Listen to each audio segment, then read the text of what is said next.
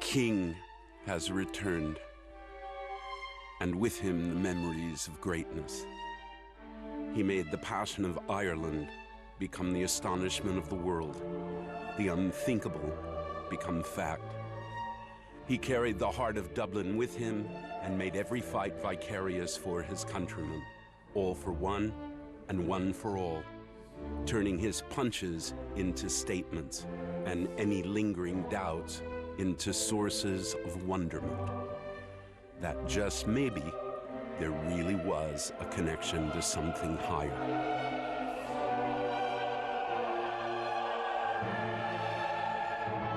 Now, a new lightweight champion sits on the throne, not the embodiment of a successor, but the instrument in his own destiny.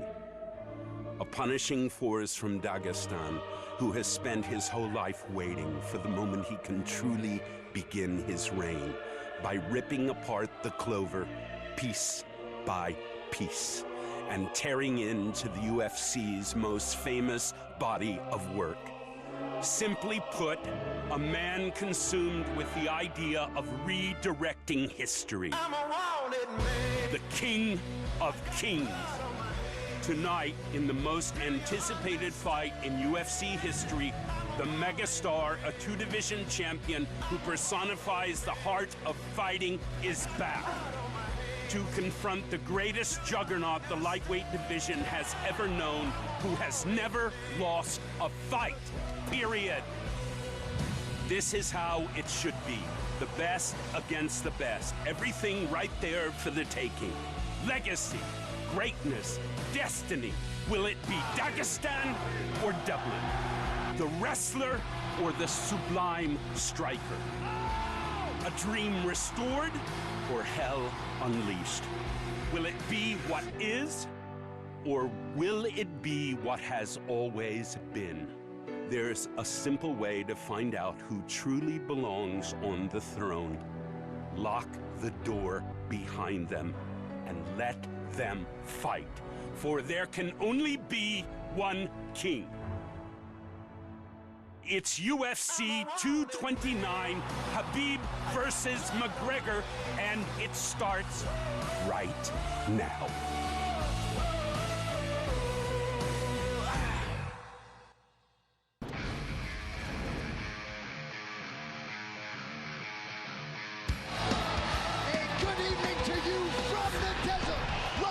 Is the epicenter of the sports world tonight as the notorious Conor McGregor makes his grand return to mixed martial arts. And what a challenge he has in front of him here tonight. Well, the Toshiba Plaza's been hopping all week, crawling with the Russians, the Irish, and the rest, many of whom have traveled far and wide to witness history here tonight. Live from T-Mobile Arena in Las Vegas, Nevada, USA, this is UFC 229, Khabib versus McGregor, presented by Harley-Davidson. When you fire up an HD motorcycle, adrenaline kicks in and refuses to tap out. Check it out at h-d.com/explore.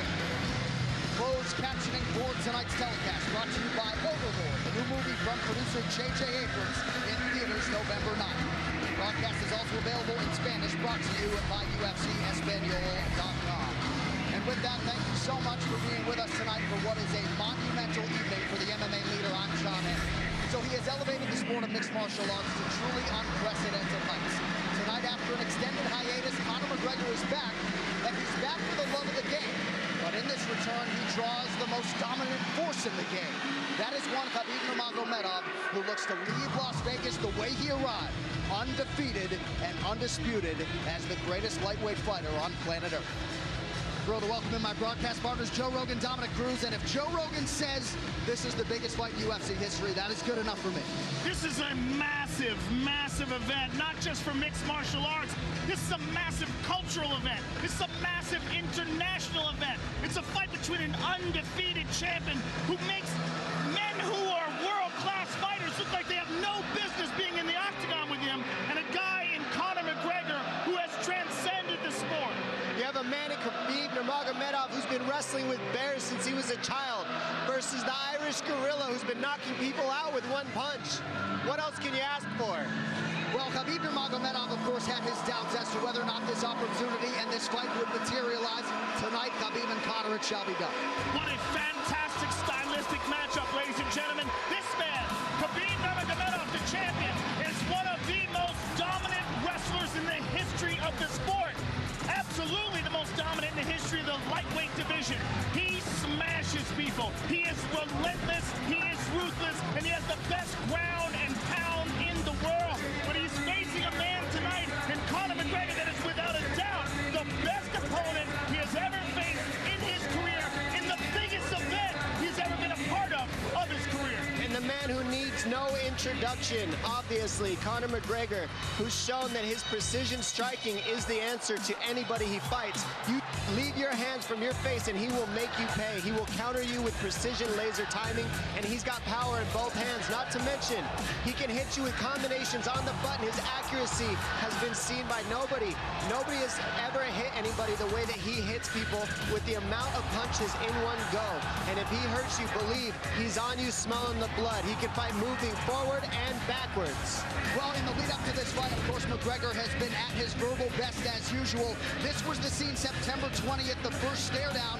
Khabib Joe's largely been unflappable leading up to this fight tonight. Well, he is always so calm. But what you're dealing with Conor McGregor. He's a force of nature. He's just a different guy. The event is so huge. The crowd was gigantic. And you're dealing with mental warfare. You're dealing with so many insults, so many jabs taken at you. But so far, Khabib has been calm, cool, and collected like a true champion. This fight personifies the art of war aspects in life. If you are going to try to get into somebody's head, you need to watch this fight and see how both of these men deal with it. Well, the hype will give way to the action shortly. UFC 229 is presented in high definition by The Walking Dead.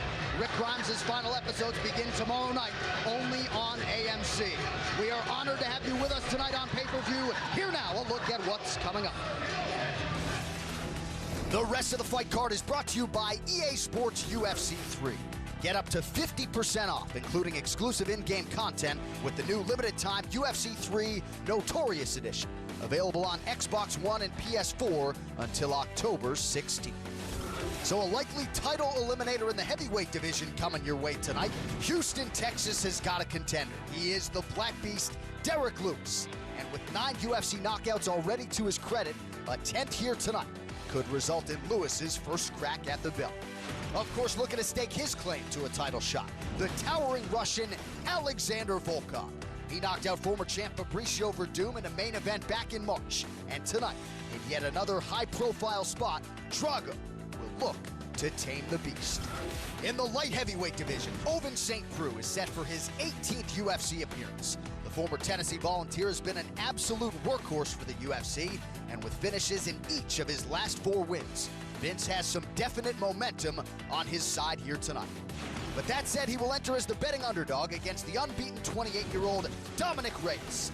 Reyes is a cerebral fighter and a versatile finisher. He has lived up to the hype and then some in getting off to a 3-0 start here in the Big Show. Tonight, Reyes will look to maximize this pay-per-view showcase. These locker room shots are brought to you by P3, the official protein snack of UFC. Well, a touch overshadowed tonight as he makes his much-anticipated return is the former UFC interim lightweight champion, Tony Ferguson. His training output is truly the stuff of legends, and with his 10-fight winning streak still in tow, El Cucuy is hungry to resume his quest for undisputed UFC greatness. A man who has been at the top of the pack before. Enter Milwaukee's best, Anthony Showtime Pettis. This man is revitalized. He has returned to the form that saw him realize a UFC championship 5 years ago. And Showtime is no stranger to the brightest of lights, and he can vault right back into contention with an upset of Ferguson tonight in Las Vegas. The rules of the Octagon are sponsored by Soul Calibur 6. Bring more than your fists to the fight. Available on October 19th for PlayStation 4, Xbox One, and PC. Soul Calibur 6. Pre-order your copy today. 3 judges score the fight. The bout duration is 3 5-minute rounds, but for championship fights and all UFC main events, we go 5 5-minute rounds. A 10-point must-scoring system is in effect. The round winner gets 10 points, his or her opponent 9 or fewer, and scoring is based on effective striking and grappling, followed by aggression, and then octagon control in that order. Also of note tonight, the Nevada State Athletic Commission has yet to adopt the newer set of unified rules for MMA. Old rules still in effect tonight. We will, though, have the benefit of instant replay. That is only to look at a fight-ending sequence. So once replay is used, that particular fight cannot be restarted. All competing athletes have been made aware. What an atmosphere at T-Mobile Arena tonight. These crowd shots brought to you by AutoZone. Get in the zone, AutoZone. All right, the table is now set for our biggest show of 2018. Let us get to it. Well, few women have more world-class experience than Felice Herrig and Michelle Waterson tonight. A high-profile opportunity for them to put it to good use and head home a bona fide contender. Veteran strawweights Michelle Waterson and Felice Herrig have built their resumes the old-fashioned way by facing the best of the best. Tonight, the two will finally meet on the greatest proving ground in the sport. I trained for this, I'm prepared for this, and I do train very hard. So I am very prepared. I'm prepared for a war, and I embrace it. I'm excited to fight Felice. Her and I have been on this journey for a very long time, and it's about time that we meet in the octagon. Initially known for her stellar kickboxing game, Felice Herrig has evolved over the years into a dangerous threat everywhere an MMA fight can go. And with wins in 4 of her last 5 bouts, Lil Bulldog is proving she's on the verge of a title run. It's okay if Michelle underestimates me. It's okay if Michelle is confident. At the end of the night, the better woman is going to win, and I believe that woman is me. A former Invicta FC champion at 105 pounds, Michelle Waterson returned to strawweight in 2015. And the results have been strong to quite strong. Submission wins over Angela Magana and Paige Van Zandt, and a big decision win over Courtney Casey, all serving to establish the Karate Hottie as one of the division's best. Felice is in for the best, most prepared Michelle Waterson the world has ever seen.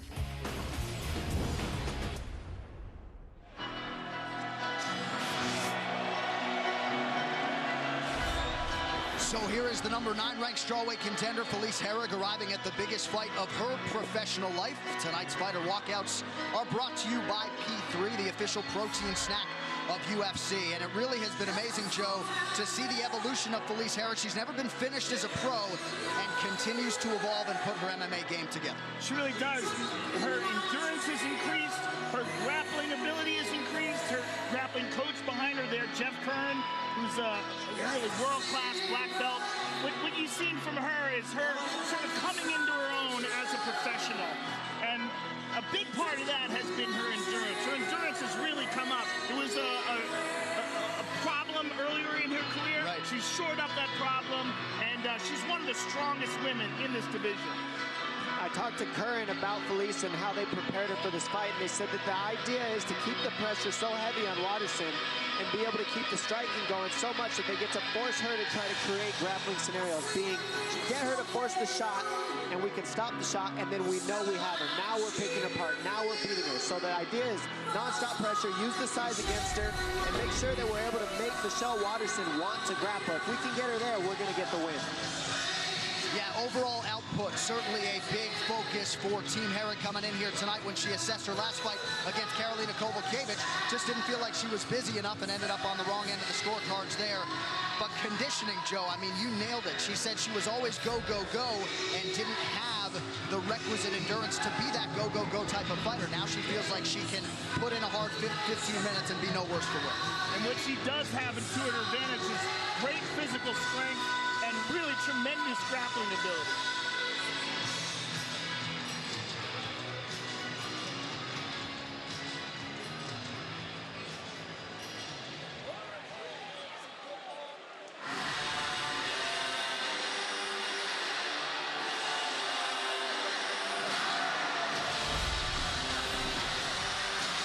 So here is the mixed martial artist known as the Karate Hottie, 8th ranked Michelle Waterson, arriving at her 6th UFC appearance here tonight. And Dom, she does so on the strength of one of the best performances of her career, proving she can hang with the strongest women in this division as she got past Courtney Casey back in April. And that's what she said. She said facing Courtney Casey gave her so much confidence in facing these bigger, stronger women. She says, I have the speed advantage. I have the fluidity, the rhythm, and the technical advantage in these sequences because they're so big, they're a little slower. She says, I'm a fighter, I'm a mother, I'm a daughter, I do all these things, but first and foremost, I'm here to win, and I'm going after the title. I'm going to take advantage of this huge card we're on and show everybody why I'm the best in the world, and that's why she's here today. And there is her husband, Joshua Gomez, entrenched in her corner as usual. Mike Winklejohn in the building as well. This fighter description brought to you by P3, the official protein snack of UFC, the former Invicta FC atomweight champion. That is 105 pounds. And I think most salient here, she's landed at least one takedown at every UFC fight. She believes she has more paths to victory overall than Felice in this matchup. Well, it's going to be really interesting if she does decide to grapple with her, because her striking is outstanding. Her nickname, the Karate Hottie, comes from that traditional martial arts background. Very good with her distance, uses a lot of traditional martial arts techniques like front leg, side kicks, and started off her UFC career with 2 outstanding submission victories. All right, the combatant's just about ready to go. This Tale of the Tape is brought to you by Modelo Especial, brewed with a fighting spirit since 1925. Waterson, 32 years old. Felice Herrig is 34. Herrig is taller by an inch. We'll see if she can maximize what is a 3-inch edge in reach. All right, now for the official introductions of this pay-per-view opener, we turn it over to Bruce Buffer. Ladies and gentlemen, we are live from T-Mobile Arena in Las Vegas for UFC 229, Khabib versus McGregor, presented by Harley-Davidson. Get your first taste of Harley-Davidson adrenaline at h-d.com. And now, this fight is 3 rounds in the UFC strawweight division. Introducing first, fighting out of the blue corner, a mixed martial artist holding a professional record, 14 wins, 7 losses. She stands 5 feet 4 inches tall, weighing in at 115.5 pounds. Fighting out of Crystal Lake, Illinois, presenting the #9 strawweight rated contender in the world, Felice Little Bulldog Herrig. And now introducing her opponent, fighting out of the red corner, a mixed martial artist holding a professional record, 15 wins, 6 losses. She stands 5 feet 3 inches tall, weighing in at 115 pounds. Fighting out of Albuquerque, New Mexico, presenting the #8 ranked strawweight contender in the world, the Karate Hottie, Michelle Waterson. And when the action begins, our referee in charge, Jason Herzog. Jason Herzog, our referee for this one in the 115-pound division. The beautiful Ariane Celeste getting us started for round 1 of a possible 3. Brittany Palmer, Brooklyn Wren in the building with us tonight in Las Vegas. Tonight's Fight Clock is brought to you by Modelo Especial, brewed with a fighting spirit since 1925. Felice Herrig is in blue. Waterson is in the black with gray. And you know, we talk about Felice's grappling. You got to remember, she had a 23-5 pro kickboxing record. Right. So a lot of Muay Thai experience as well. And Herrig said that Waterson was offered this fight in her pro debut back in the day, but turned it down. These girls have been on each other's respective radars. They were on a reality show, Muay Thai reality show, Fight Girls, back in 2007. Finally getting a chance to throw heat at one another here tonight. Tremendous pressure right away, as you were saying, Dom, by Felice Herrig. And the question is, how often does a fighter fight running backwards, moving backwards? I don't want to say running because Michelle Waterson's being technical with her movement, but the more you move backwards, you know, Muhammad Ali used to run miles and miles backwards to prepare his body for that type of fight because he always fought moving back. So Felice Herrig, is this pressure going to wear on Waterson as the fight moves on? That's a question that we got to see. And there you see that front leg side kick we were talking about from Waterson. She will utilize that as well as the front leg roundhouse kick. And she does it very quick. Look at that, right up to the face. Very nicely done. Her legs, she moves around like there are arms. I mean, she throws them up there so quick, it's like a jab. She's got side kicks, she's got high kicks. She already landed 2 of those high kicks to Felice's face in the beginning of this fight. So she immediately demands respect in the striking. Whether you think you can walk her down or she's small or not, she will tag you if you're not careful. Yeah, she throws those high kicks with no wind-up, too. But she throws them karate style. She doesn't switch Muay Thai style. Look at that front leg side kick to the thigh.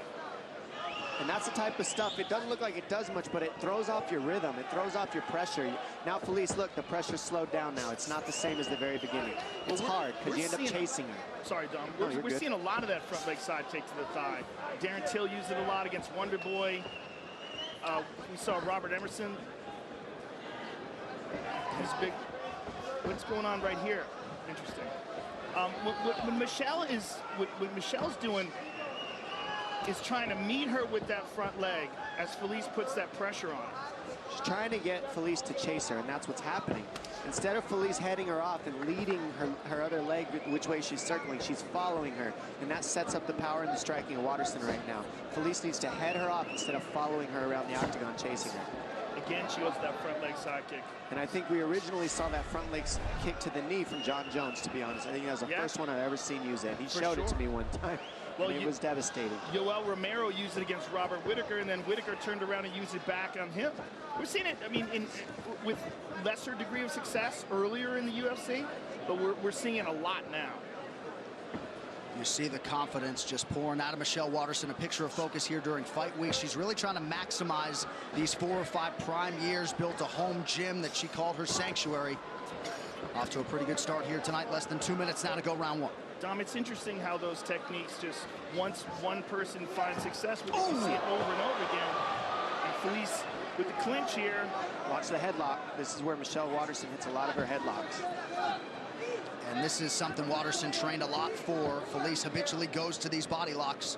And with double underhooks, you're asking for it. So let's see. Felice got her against the fence, so that takes away the hips for the headlock. So that's the good news. But this is where Waterson has gotten a lot of her takedowns. She's pretty comfortable here. So Felice needs to be careful with her head position and the underhooks and not overcommit to the positioning.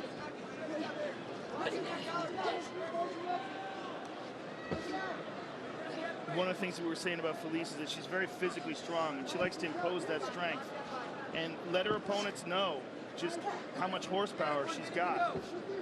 She's been doing this an extremely long time, Harry. I mean, she's got tons of experience, and her grappling has gotten so much better over the years. So I hope this goes to the ground. These ladies are both very well-rounded. Yeah, good elbow in there by Waterson. Nice, Michelle.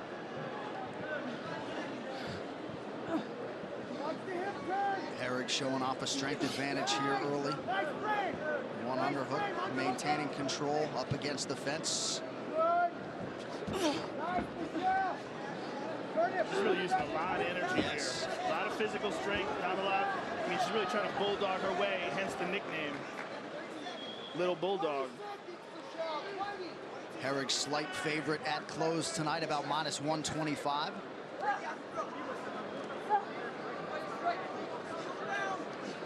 People generally aren't that comfortable when somebody has double underhooks on them, but Waterson, really good balance, strong core, and she's able to not give up a takedown there, which is surprising. Good knee to the neck there by Waterson. Good shot off the clinch. Yep, nice stick by Waterson at the end of the round. Tonight's Corner Cam is brought to you by Body Armor. Switch to Body Armor, the official sports drink of UFC. More natural, more electrolytes, better sports drink. Grab yours at participating Speedway stores. Good.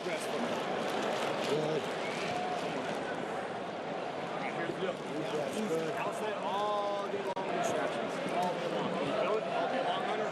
She wants to get you back on that clinch in the cage. She's pulling hard. Left kick.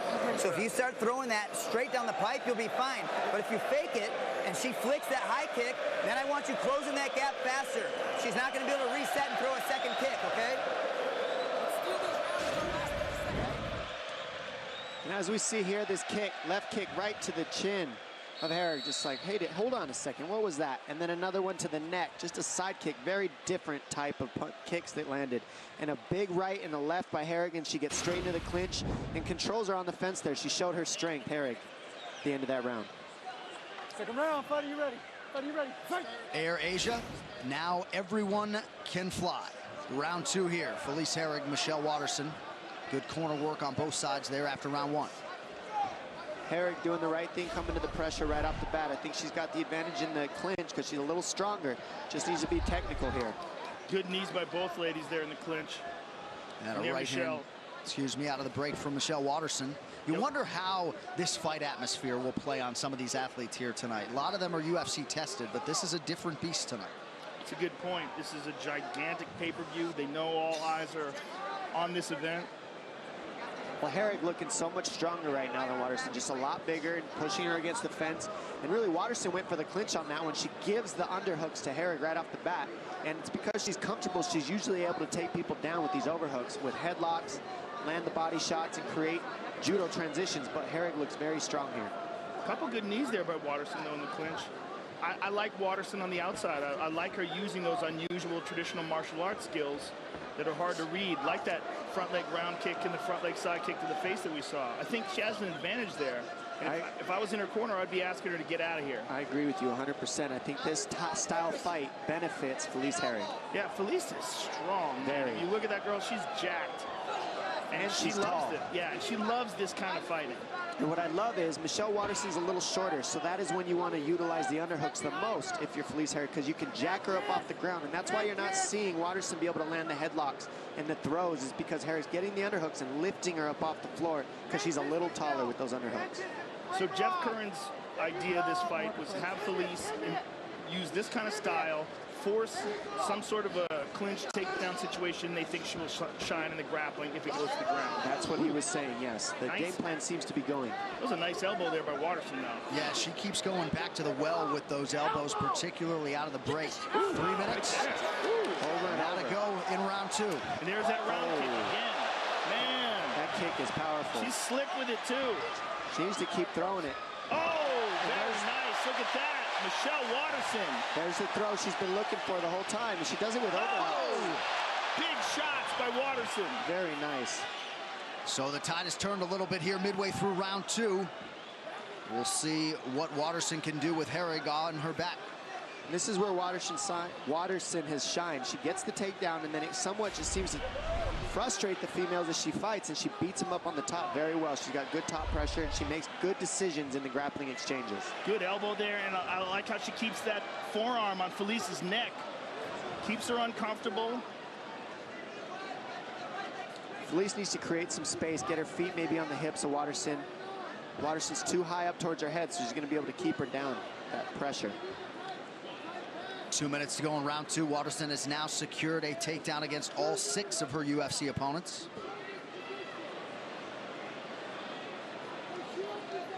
Herrig breathing heavy, mouth open. Now this is big also for Waterson because, as you were saying before, Felice Herrig's coach wanted this to happen. They wanted to go to the ground. They just didn't want it like this. Yeah, they didn't expect for Waterson to be able to get that takedown the way she did. And she's just slick. She does it over and over in all her fights. If she gets in that clinch, she's shown she can get those judo takedowns. 2 Brazilian Jiu-Jitsu purple belts here, but Waterson, the far greater submission threat. 9 of her 15 pro wins have come by submission. And Herrig just looks like she's okay just hanging out here for a minute. I'm not sure why, because I've seen her move on her back, and she usually has a lot more tools than this.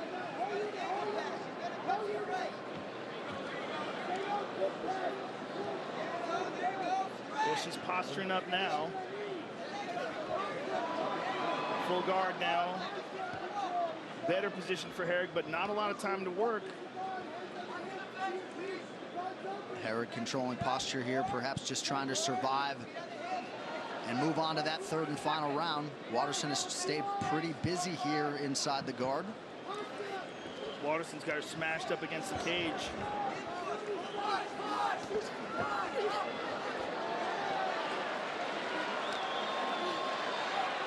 And how about the former atomweight, Michelle Waterson, bullying Felice Herrig here towards the end of round 2. Almost put herself into a triangle situation, spotted it at the last second. Waterson got that right hand in there. Yeah, not a good round for Felice Herrig, but a very good one for Michelle Waterson. Again, almost in a triangle situation. 10 minutes down, 5 to go. Tonight's Corner Cam is brought to you by Body Armor. Switch to Body Armor, the official sports drink of UFC. More natural, more electrolytes, better sports drink. Grab yours at participating Speedway stores. Sit down. Water. You good? Okay. 3 deep breaths. Control that breathing. We can get her on the guard, so this is the thing. If she takes her down again, we're getting right after it. You hear me? but you can win with the boxing. You have to just keep cutting her off and angle. Start landing hard shots. I'm telling you, your left hook hit. Your left hook landed. She's going to try to point you and move, point you and move. If we clinch with her, she's got a good hip, good hips, good reversal, good low center of gravity, right? It's a little difficult right now to get low on her, so. And here we see Watterson with a nice elbow, and there's another one right there on the clinch. Now here's the throw. Look at this. Beautifully done by Michelle Watterson. All right, round 3 brought to you by P3, the official protein snack of UFC. Big deep breath from Felice Herrig. We'll see if she can rally here after a difficult round 2. Jeff Curran putting a lot of different things in the ear of Herrig after that round. That foot comes up so quick. Yeah, man.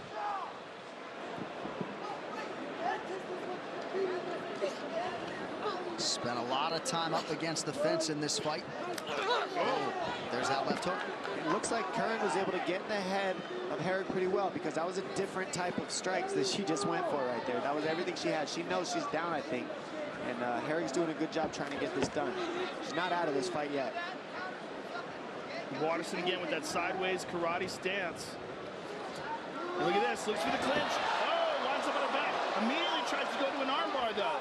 And it was really good timing on that takedown. Just didn't finish it quite perfectly. That was beautiful. Yeah. Nasty elbows from the bottom by Watterson. That might be cutting her.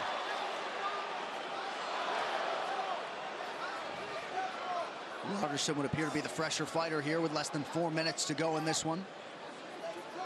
This is what Curran wanted right here. So this is what they wanted on their team. Let's see what Herrig can do with this top position. And Watterson, she's climbing up Felice's back with those legs. Look at these elbows.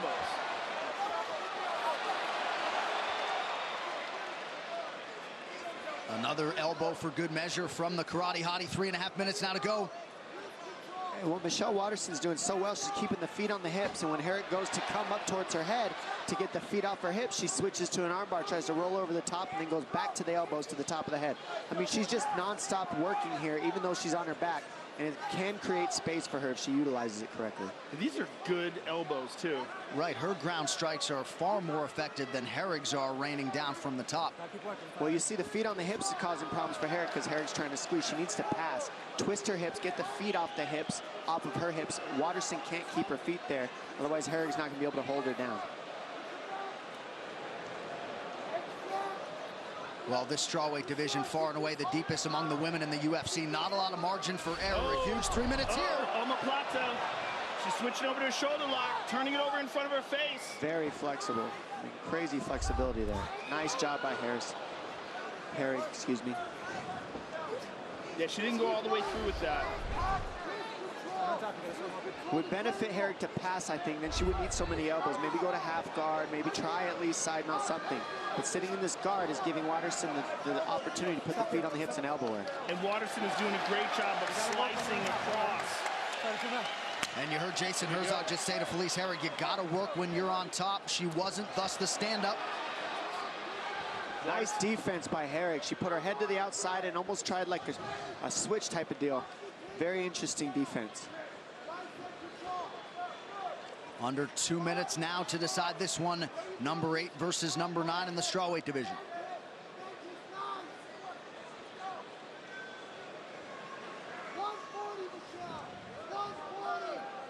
Body lock now for Herrig. But you heard Jeff Curran laud the hips of Michelle Watterson.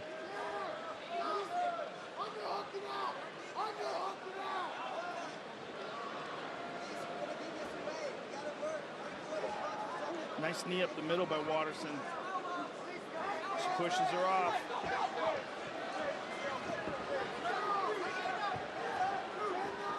Watterson circling away from that power left of Herrig. Felice works the body now. There's that front leg side kick to the thigh again. Pretty good response here from Herrig in this third and final round. Under a minute now to go.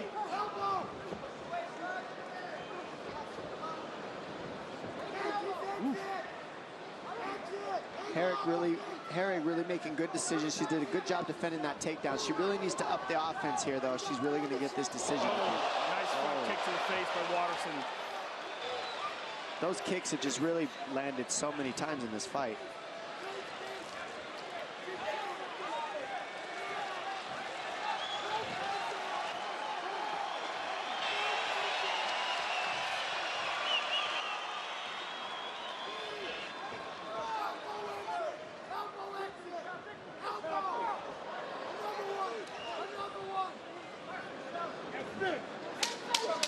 Oh, beautiful knee to the body lands for Waterson here down the stretch. Fence grab from Herrig, Herzog all over it. And there's Waterson going back to the elbow. Another strong showcase for this 115-pound division. Michelle Waterson and Felice Herrig go the distance tonight.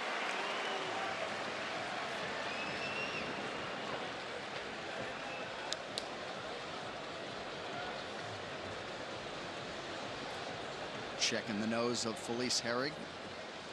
Waterson appears happy with her performance here tonight. This fight replay is brought to you by Nemiroff, bold character since 1872. Herrig times the right hand, and she gets countered with a side kick to the jaw, and then an elbow on almost all the breaks. Lots of good knees, but those elbows on the breaks really kept landing. Herrig did a great job with the double underhooks, but on this one, she gets her hips taken and taken down, and a good takedown attempt by Waterson, countered by Felice Herrig to grind out that top position. Waterson non-stop was throwing the elbows, keeping the feet on the hips, staying very active from her back, and another huge teep kick to the face by Waterson. Try to get Herrig off of her.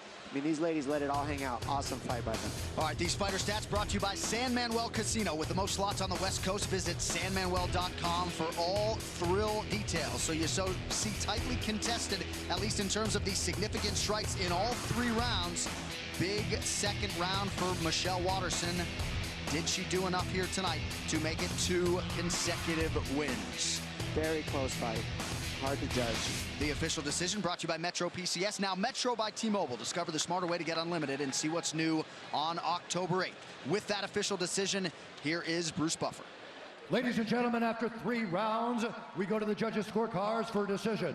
The judges score the contest 30-26, 29-28, and 30-27 for the winner by unanimous decision, the Karate Ate, Michelle Waterson.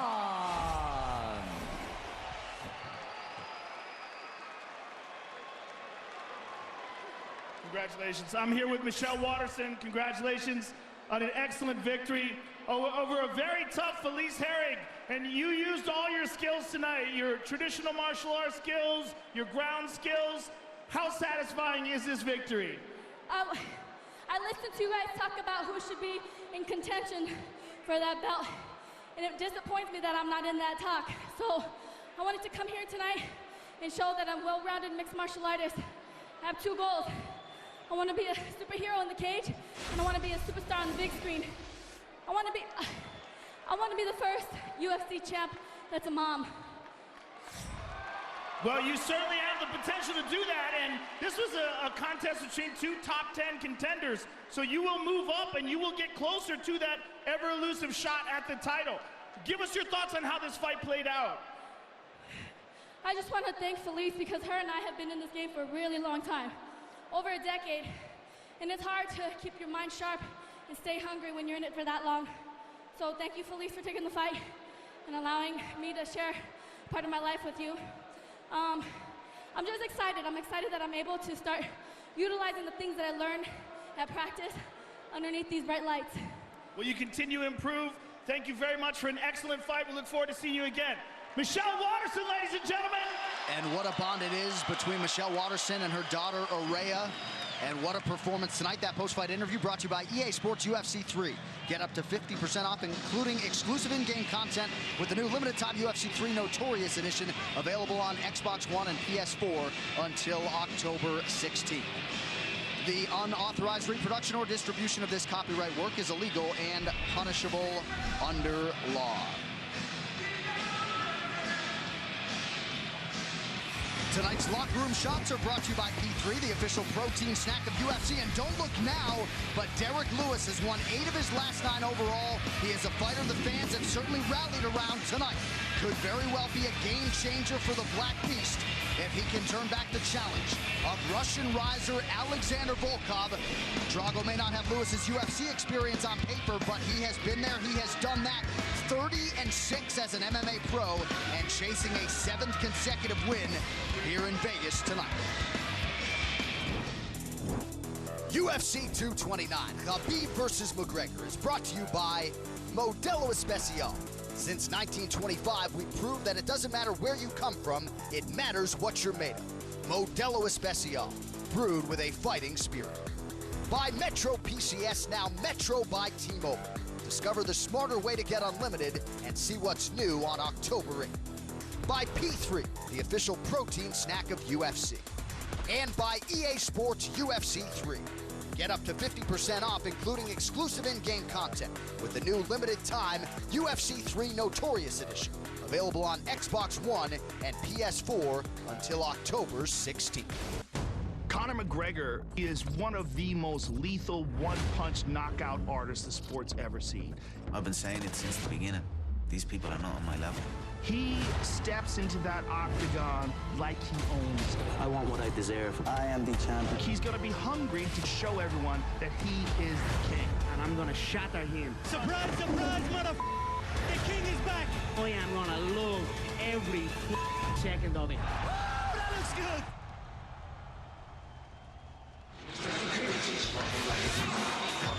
All right, as we get you primed for our next bout, these fighter rankings brought to you by EA Sports UFC 3. Get up to 50% off, including exclusive in-game content with the new limited-time UFC 3 Notorious Edition, available on Xbox One and PS4 until October 16th.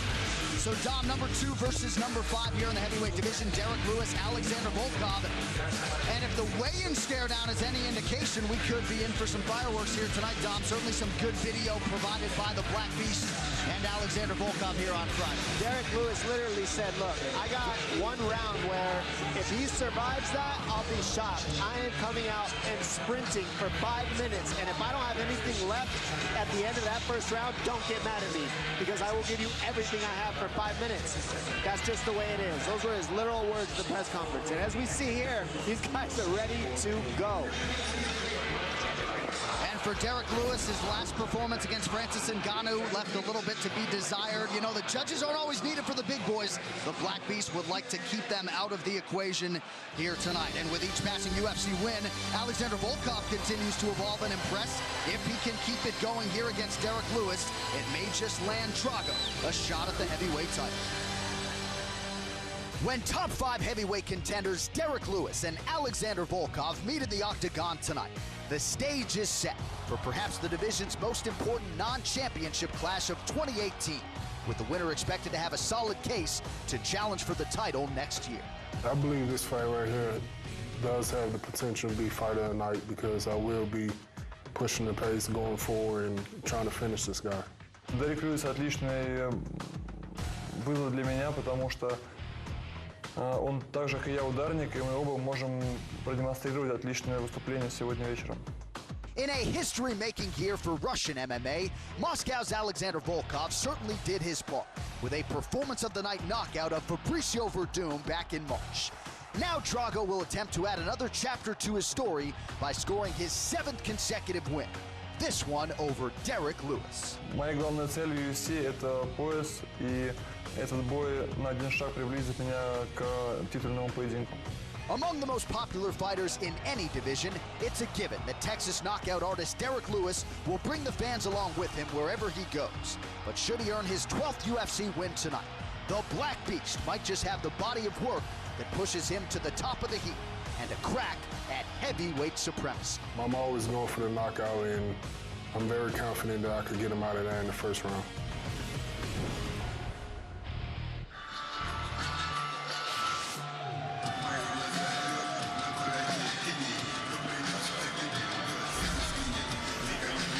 So the spotlight has landed on Alexander Volkov here tonight. And Joe, when Stipe Miocic and Daniel Cormier fought for the heavyweight title in July, the backup plan was Alexander Volkov. He was brought in to make weight in case one of those guys couldn't compete. Gives you some inkling as to how the promotion feels about this Russian heavyweight. How a lot of people feel, including me. That's the dark horse, in my opinion. I mean, if you look at the performance that he had against former champion Fabricio Verdum, he put on a show and put Fabricio away. He is a gigantic man, long and tall, very difficult to deal with, and a tremendous amount of experience both in the UFC and outside of it. He was very seasoned before he got to the UFC, and he's been undefeated in the UFC. But of course, his most impressive performance is against the 7-foot-tall Stefan Struve, and then of course against Fabricio Verdum in his last fight. Those are two huge victories. What I like about Volkov is look at his size, look at his stature, and he never gets tired. He focuses on his conditioning. I've seen him go fight after fight, and he does, right when you think he's starting to get tired, it's like he gets a second wind and just starts throwing knees up the middle, elbows, everything you can think of. This guy comes in shape, and he's got the body and the strength behind it. And he just said he just earned his brown belt. You haven't even seen his ground game yet, so I'm very interested to see what if he decides to take it down. What can he do to somebody like Derek Lewis on his back? And what about those knees with Derek Lewis leaning over the top of his lead leg the way that he does? Can he land those? Can he see a counter there? I'm very interested in the stature of this guy and see how he shows up against a brawler like Derek Lewis. Volkov, former 3-time Pancration champ of Moscow, M1 global heavyweight champ back in 2016. He could be one win away from a shot at that elusive UFC heavyweight gold.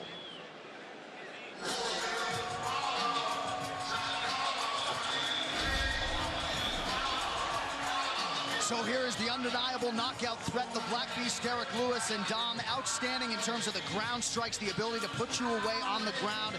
Sort of a throwback type heavyweight in a lot of respects. Yeah, I mean, this guy is the culmination of just brawling at its finest. He has so much confidence in his hands. And as you see here, I mean, when he connects, he puts you out. It's not a TKO. He's sleeping you. You're going night-night. It's over. And he has so much confidence because he's done it time and time again. However, he did hurt his back. L4, L5. This guy is fighting with herniated disc in his back. That's how tough he is. He's willing to go out here, lay the body on the line, put this performance, and show up. I wonder, though, how much will that back injury hold him up in this fight? He said, I have one round that's all I need. I will finish him in the first round. He said, I don't care if I get tired or not. I'm coming to finish in one. Yeah, he's had notorious back problems in the past. Pulled out of a fight with Fabricio Verdum because of that back. But he's a wild man, and he's definitely a wild card. And the guy has hammers. He throws some serious bombs, and if they land, Volkov could be in trouble. And I gotta tell you, he's got the best Instagram page out of any mixed martial arts guy. His Instagram page is hilarious. If there's a crazy video on the internet and you're looking for it, go to Derek Lewis's Instagram. He's got it on there until it gets pulled off the internet. Right, until they pull it down. The Black Beast has touched down inside the octagon. Alexander Volkov, the challenge tonight. This tale of the tape brought to you by Modelo Especial. Brewed with a fighting spirit since 1925. Derek Lewis, 33 years old. Alexander Volkov will be 30 later this month. Volkov, the taller man by 4 inches. Slightly less pronounced in the reach department, where Volkov will have a 1-inch advantage. All right, now for the particulars. Back inside to the venerable Bruce Buffer. Ladies and gentlemen, this fight is 3 rounds in the UFC heavyweight division. Introducing first, fighting out of the blue corner, a mixed martial artist holding a professional record. 30 wins, 6 losses. He stands 6 feet 7 inches tall, weighing in at 251 pounds. Fighting out of Moscow, Russia, presenting the number 5 ranked heavyweight contender in the world, Alexander Drago Volkov.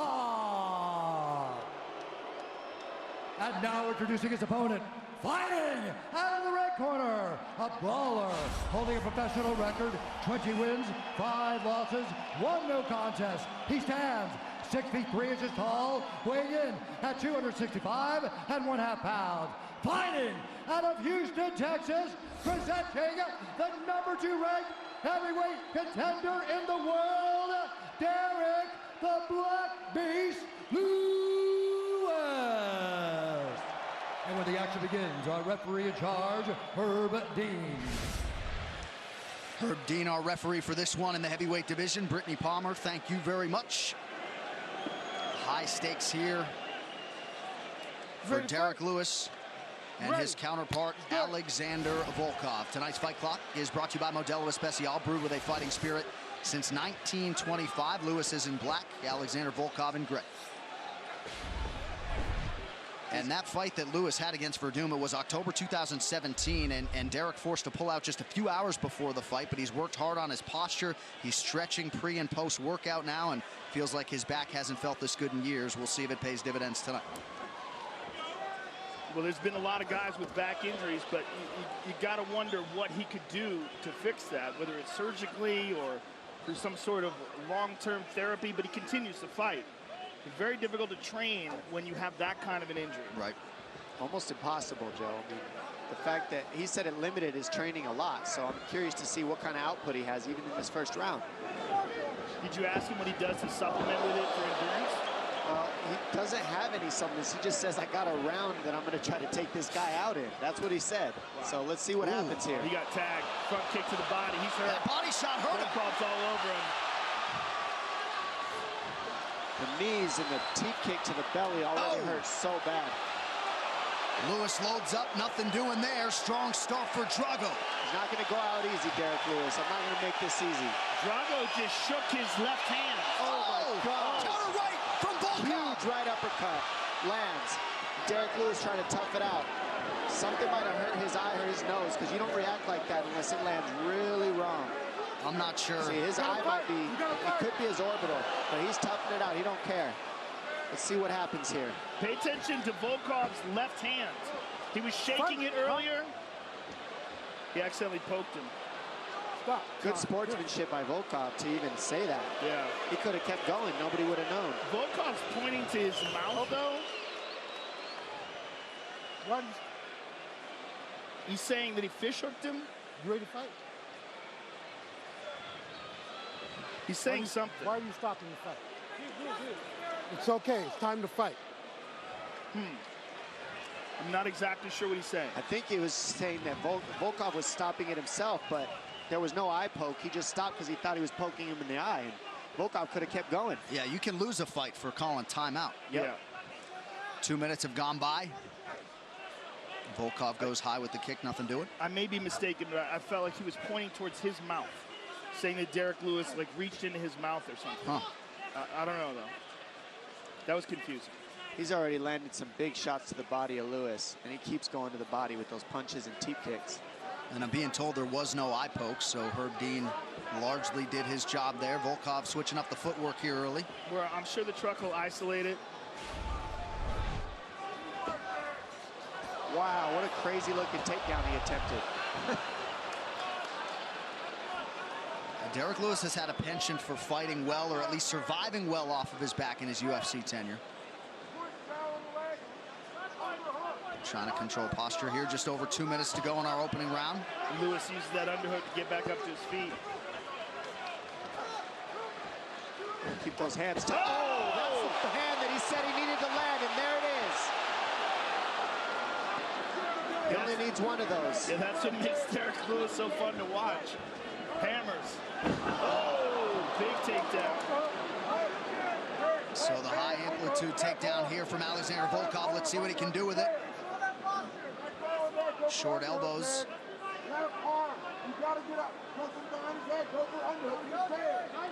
We might not see Derek Lewis get up from this. He might just be okay with just waiting it out, waiting for the round to start over. We've seen Lewis rally from adversity before. He got dropped by Tim Johnson early, came back to win that fight. Slow start against Shamil Abdurakhimov in a main event. But not necessarily the start he was looking for tonight, though. There's definitely no quit in Derek Lewis, though. I mean, you could hurt him, and he could still knock you out with one punch, as you saw. He grabbed his eye, took 3 steps back. The second Volkov came at him, he threw an overhand right, almost got it. Volkov's taking his back here. And this is that brown belt he was talking about. That let's see if he can utilize it and get the finish here. I mean, he's got the back. He may switch to the arm. He may switch to the left arm. The way he's holding the wrist there. Definitely there, Joe. You're exactly right. but he's not setting the legs up exactly like he's going to do that. Yeah, he might switch. Look at this. Good job by Volkov staying on the back. Nice by Derek Lewis. Not a man you want on top of you in this situation.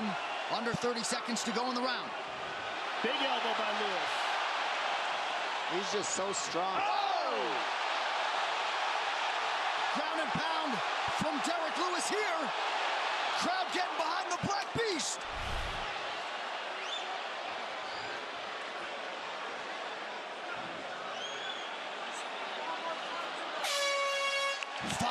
Minutes in the can. Tonight's Corner Can is brought to you by Body Armor. Switch to Body Armor, the official sports drink of UFC. More natural, more electrolytes, better sports drink. Grab yours at participating Speedway stores. Bob Perez, take it away. Significant swelling we gotta to the make some left eye of adjustments. Derek Lewis. I need you breathing. Here you go. Hold. All right, you're fighting in Volkov range. I need you fighting in Derek Lewis range. You have to stay inside of his kicking range, buddy. He's gonna keep attacking the belly, okay? So we have to close that gap. Hands stay high, and you're hitting one shot at a time. I need fluidity in your strikes. I need a few punches. You go to the ground, he's giving that underhook every time. Big punch lands, and as we saw, Volkov is the one who actually stops, but there was no eye poke. That was just the glove straight into the eye. And we saw here a big punch, and then he goes straight to the gut, and that hurt Derek Lewis. But how about the toughness? I mean, he came back, he did not quit. He's getting hit with big punches by Volkov. Gets put down a couple times, and then a nice takedown from a trip, double underhook, body lock trip here.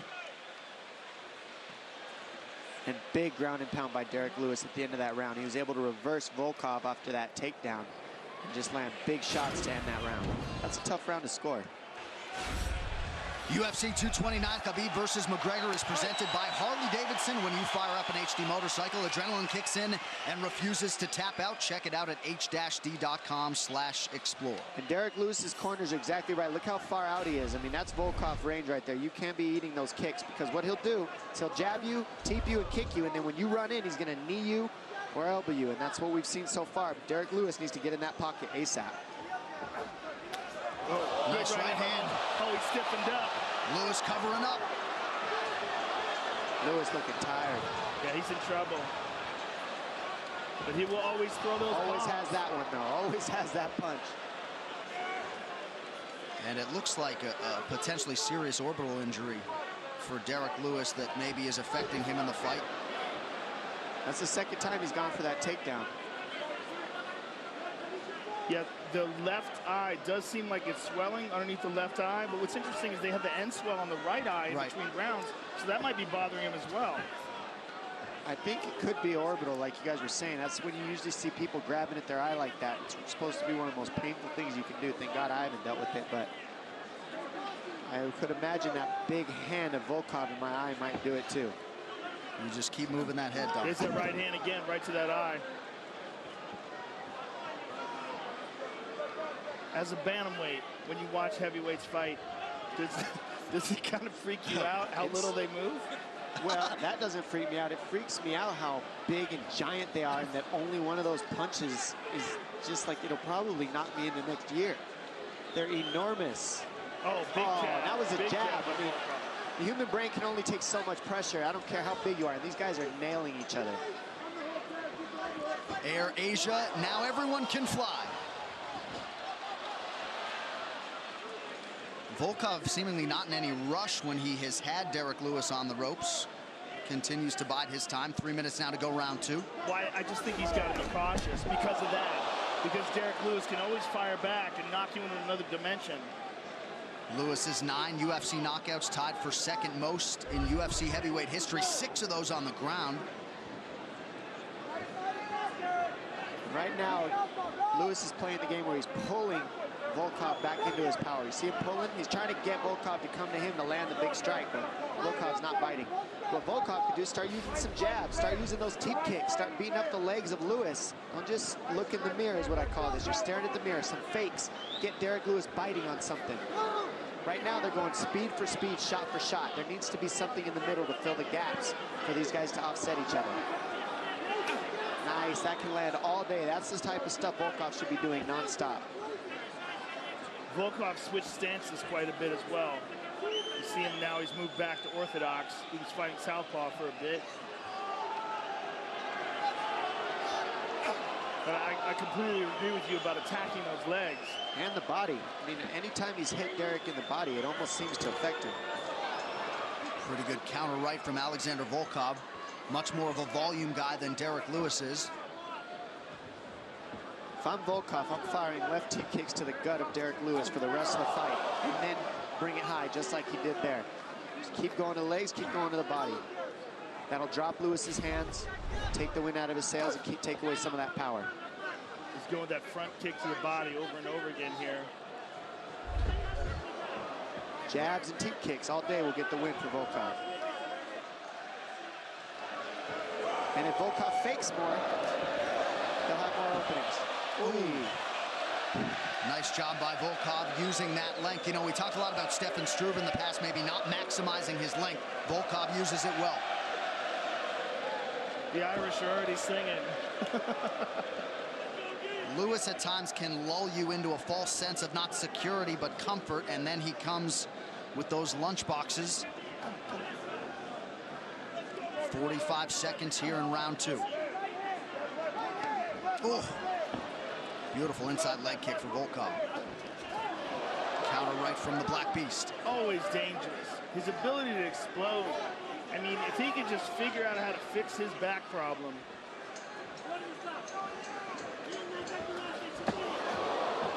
Goodness, he's throwing that from the hip and it's still landing. Comes that left high, yep. Uppercut lost the mouthpiece. Volkov lost his mouthpiece. I don't know if Herb Dean has seen it. He's seen it. He's going to pick it up.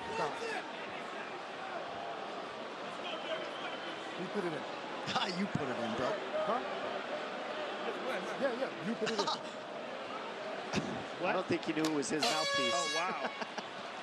So that is the end of round 2. Tonight's Corner Cam brought to you by Body Armor. Switch to Body Armor, the official sports drink of UFC. More natural, more electrolytes, better sports drink. Grab yours at participating Speedway stores.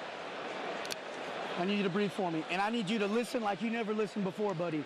We are down 2 rounds, most important fight of your life. I need you to turn this up. You're just backing up, letting him play his range. He keeps attacking the belly. Close that gap. We have 0 to lose at this point. We're down 2. Kill or be killed. I need to finish this fight. It's the only shot we have, but you can't do it from the range that you're at. You can't do it backing up. I need you to push forward, get in his face, lock him up, put him on his back, and let's finish this fight. That 2-3 is there. He is dropping that right hand every time. Every time you throw that 2, that right hand drops. Come back with that 3. Come back with it. That's some rock solid advice from Derek Lewis's corner. Great Round 3 is brought to you by P3, the official protein snack of UFC. A huge 5 minutes here in terms of the landscape of this UFC heavyweight division. Derek Lewis, Alexander Volkov. We'll see who emerges here as heavyweight contender. Less than 5 minutes now to go. And his corner minced no words. And you can see Derek Lewis looking to unload bombs.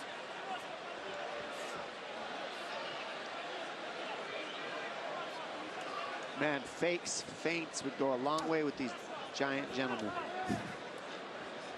Well, we saw some earlier from Volkov. We're just not seeing much anymore. You see how they're just staring and then going. So there's no break in rhythm, there's no timing. It's just like, all right, when you go, I'll be faster than you. No, I'll hit harder than you. He's giving them a little. There it goes. That's what he needs more of, those. And then teep kicks. Maybe go to the legs a little bit. Lewis playing the pull game. It's the 3rd time he's tried that takedown, and you fake the single and you step around. It's not high percentage takedown, but it does work in transition. But from the outside like that, not very utilized, I would say. Volkov going southpaw here. He wasn't going to engage Lewis there on the ground. Under 4 minutes to go.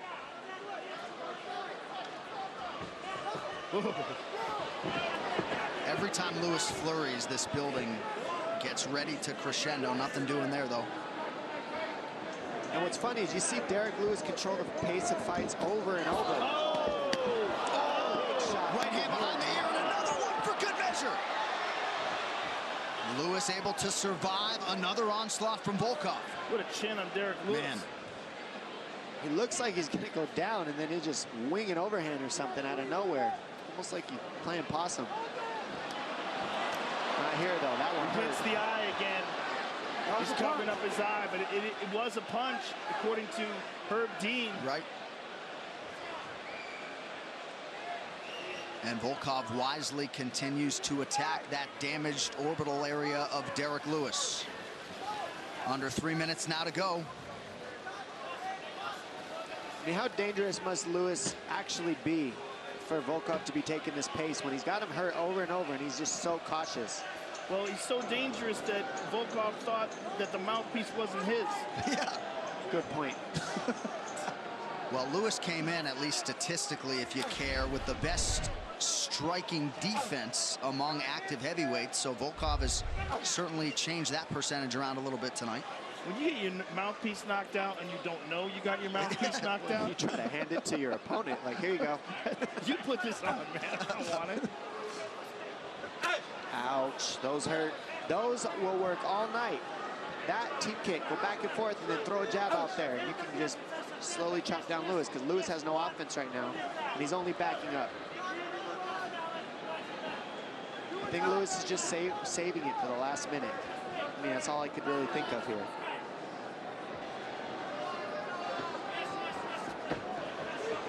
Well, he's just wading in, isn't he? Yep. He's trying to pull Volkov, but Volkov won't throw anything. He's just kind of waiting for him because he knows Lewis is looking to counter him. So he's just playing the waiting game back and forth. It's counter for counter with these two gentlemen. 90 seconds to go. Oh, Watch those fingers. Nice kick to the body. And again. Those are going to keep landing all night if he keeps throwing it. And that's what Lewis has to do right there. You can't stay at kick range. This is what he needs to do, and he's been waiting for the last minute here. As you can see, he's pressuring now. But if you're not going to be eating those kicks and those jabs, you got to keep going, and you got to keep pressuring. You got to keep Volkov on his heels. That's a big right from Derek Lewis. See how much the Black Beast has left in the tank, and if he can rally here down the stretch. I mean, he just eats stuff and looks at you. He doesn't even care. Yeah, he just kind of wobbles. Oh, goodness. He wobbles and then looks for a hammer.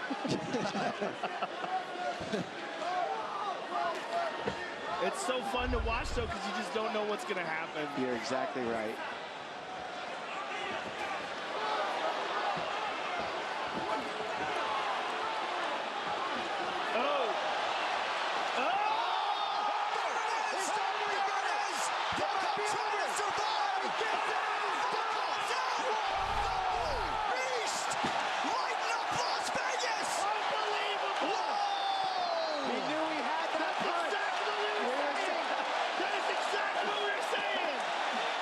So hard.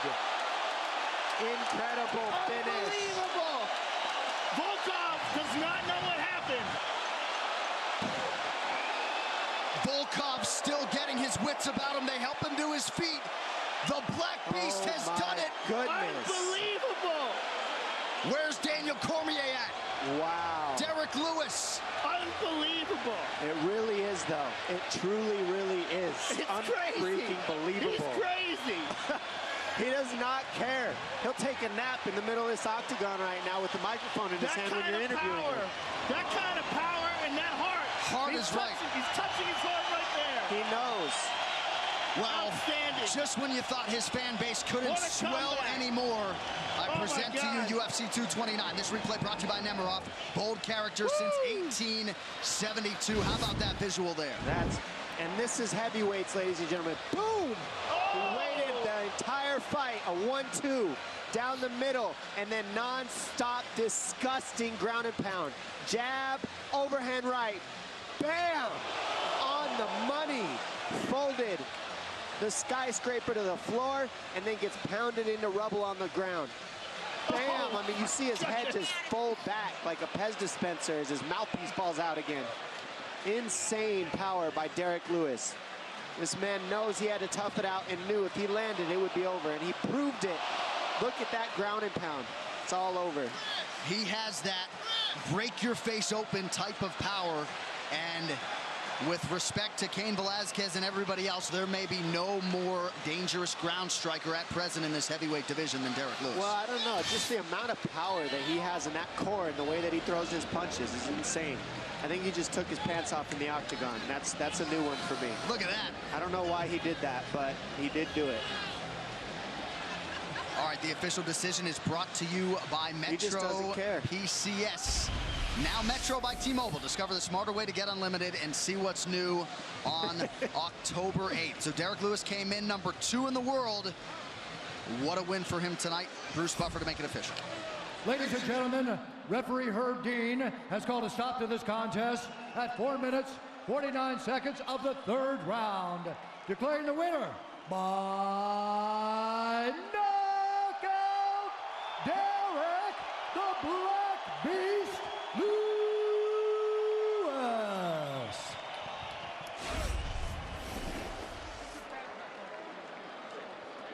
I'm here with the winner, Derek Lewis. Derek, why'd you take your pants off? My balls was hot. I understand. Listen, man, what you just did was absolutely phenomenal. That was an incredible comeback victory, and it shows one of the reasons why people love to watch you fight, that you can put it all to bed with one shot. I told them boys, I got number heart. You know, they keep underestimating me. Shit, I ain't all that technical and all that, but shit, I'm getting there. Fuck it. No one will question your heart, sir, after this. Let's take a look at the knockout. This is a come-from-behind knockout, the likes that we haven't seen in a long time. And you were looking for that big haymaker all night. You found it in the last minute of the fight. Talk us through this, Derek. I forgot a few hours before the fight, Donald Trump called me and told me I got knocked this Russian motherfucker out because they making him look bad on the news. You know, him and Putin and shit. Fuck what they talking about, USA and this whole, fuck. Listen, Derek, you came into this fight the number 2 contender with that knockout. You're absolutely one of the top guys in line for a shot at the title next. So tell us what you think about that. I need to sit my black ass down and do some more cardio. Fuck what you talking about right now. I ain't trying to fight for no title right now. Not with no gas tank like that. Shit. Listen, Derek, you're one of the most entertaining guys in the sport. Congratulations on an amazing victory, and thank you very much for a really, really entertaining fight. Thanks for having me. Hey, maybe next week or sometime or 2 weeks from now, I'm gonna come on your show and smoke some weed with you. Anytime, sir, anytime. And you got the best Instagram in the game, I'll tell you right now. Derek Lewis, ladies and gentlemen. Well, Houston, Texas has got a heavyweight contender. Epic finish. Pretty epic post-fight interview as well. What we have come to expect from the Black Beast. All right, these fighter stats brought to you by San Manuel Casino. With the most slots on the West Coast, visit sanmanuel.com for all thrill details. And you want to talk about good company with that knockout. Derek Lewis is tied with the former heavyweight king, Cain Velasquez, for the most knockouts in UFC heavyweight history. Absolutely incredible. Derek Lewis gets his 12th UFC win here tonight and puts himself on the short list of heavyweight contenders. Well, as you might expect, the celebs are out here tonight. Mel Gibson was here early for the UFC festivities. Also in the building tonight, Chris Pratt. He's been a staple of these UFC pay-per-views of late. Great to have Mr. Pratt in the building with us here tonight. I haven't recovered yet. I've never had a person take their shorts off and say it's because my balls got hot. He's a genius. He's the greatest. He's a genius. He's such a character. I mean, it's logical. It makes sense if you think about it. The balls that guy has, yeah. They probably get hot quick. And if he can't parlay that into an appearance on the Joe Rogan Experience, I don't know what to tell you. That dude can wake me up at 4 in the morning. I'll start the studio up. All right, what is coming up? Brought to you by EA Sports UFC 3. Get up to 50% off, including exclusive in-game content with the new limited-time UFC 3 Notorious Edition, available on Xbox One and PS4 until October 16th. That made my year. It did. That was amazing. That was... The main event fighter arrivals are brought to you by Harley-Davidson. You fire up an HD motorcycle, adrenaline kicks in and refuses to tap out.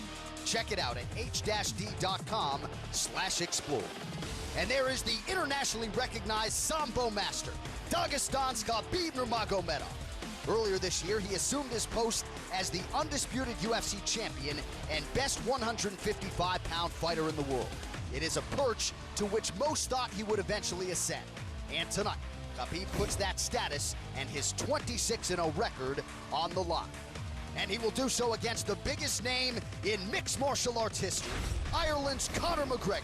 The first man to simultaneously hold UFC belts in 2 divisions, McGregor is a transcendent superstar. He checks all the boxes, and tonight, he returns to MMA competition with much fanfare, looking to bolster his legacy and reclaim his UFC lightweight title.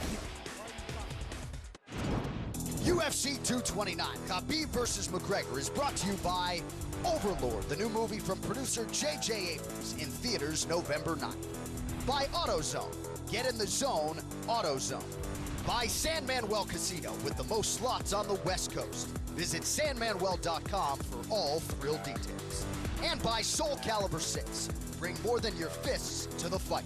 Available on October 19th for PlayStation 4, Xbox One, and PC. Soul Calibur 6. Pre-order your copy today. Rated T.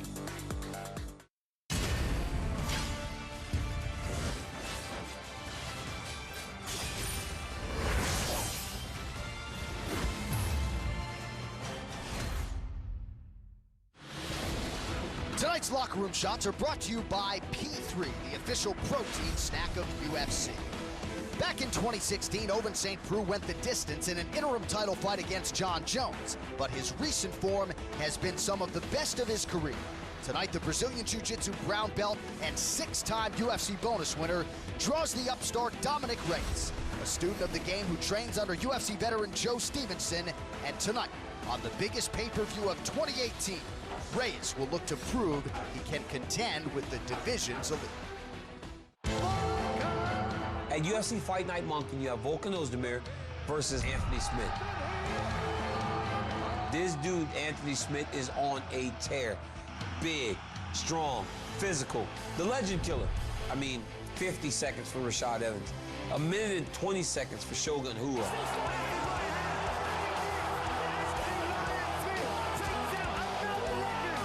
But now he's got somebody that's young. He's got a young, hungry, game opponent in Volkan Ozdemir. And this dude hits hard, and he's fast.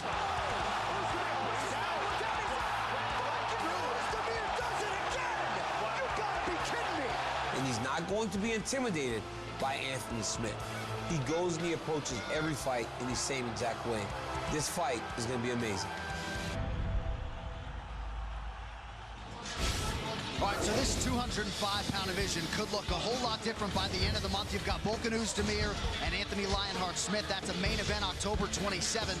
Tonight, number 7, Ovince St. Preux, facing 12th ranked Dominic Reyes in the division in which they are all still chasing Daniel Cormier. Tonight's crowd shots are brought to you by AutoZone. Get in the zone, AutoZone. All right, the 205-pounders are ready to go. Without further delay, let us get to them. Ovince St. Preux has been there. He has done that tonight. He will try to be the first man to solve the puzzle. That is oncoming light heavyweight force, Dominic the Devastator Reyes. Once just a raw talent, but now a seasoned veteran of the sport, Ovince St. Preux knows what it's like to be the star on the rise. And tonight, he will attempt to halt the undeniable momentum built up by talented light heavyweight riser, Dominic Reyes. Tonight I'm fighting OSP. It's going to be a great fight. It's going to be a slugfest. Make sure you guys don't blink. Definitely excited about fighting Dominic tonight. You know, he's a finisher, I'm a finisher, and he like giving the crowd a show, and I like to give the crowd a show too. Like his opponent tonight, Dominic Reyes used to star on the gridiron. But the Californian found his true home in mixed martial arts, where his perfect pro record boasts finishes of Joachim Christensen, Jeremy Kimball, and Jared Cannonier, all of them in his first 3 trips to the octagon. I'm different than anyone OSP has ever faced before because I'm a true athlete. I'm the most athletic guy in the light heavyweight division, and when I move, it's a blur. So he's gonna have to keep up with this blur. Ovince St. Prue's UFC career hasn't always been smooth, but after finishes of Corey Anderson and Tyson Pedro in his last 2 wins, the Tennessee product has shown that his experience has caught up with the talent, all serving to make him one of the most dangerous men in the weight class. My game plan is, you hit me, I'm gonna hit you harder. So if I hit you harder, more than likely you're not gonna wake up.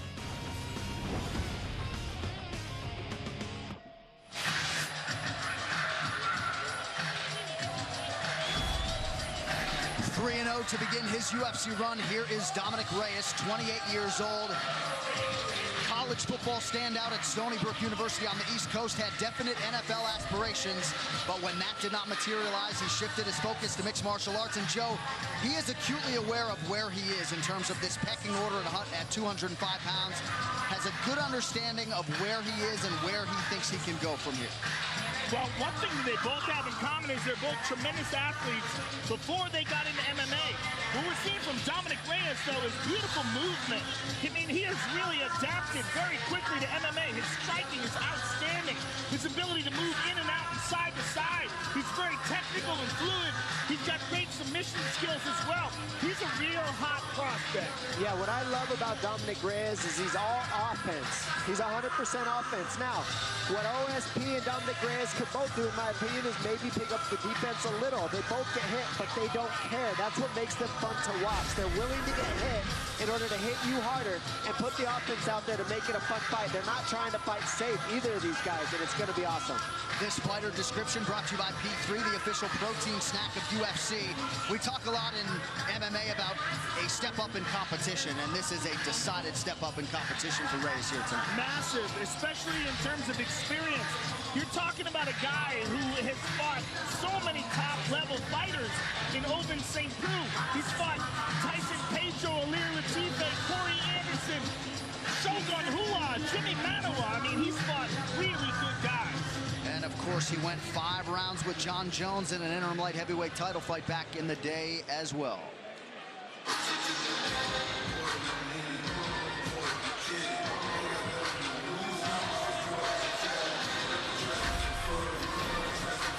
Well, since Ovince St. Prue, Dom, made his UFC debut in 2013, no light heavyweight has won more UFC fights than Vince. 11 UFC wins, and he comes in with a lot of momentum here tonight, trying to make it 5 wins in his last 6.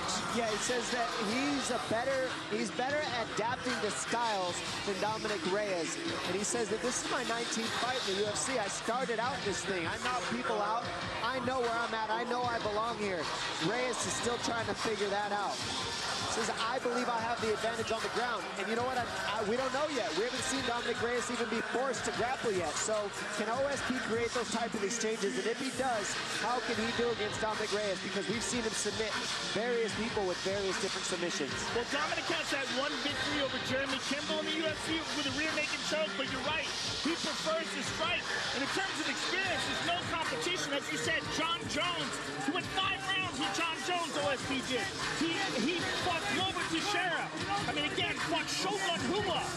He's fought a lot of really high-level guys. And we just saw Derek Lewis rally through adversity. That has been a staple of the UFC run of Ovince St. Prue. He has produced wins when he was really up against it during those fights. He has fought with injuries and somehow persevered. His 9 UFC finishes, tied with Chuck Liddell and one John Jones for tops all time in this 205-pound division. This is a guy who is all across the light heavyweight record books and still believes at 35 years old that his best days could be ahead of him. Tricky got to prepare for the king of the Von Flue choke. This is a fighter that brings a whole lot to the table. Yeah, and as he said, the thing that these two men both have in common is that they were both substantial athletes before they ever got involved in MMA.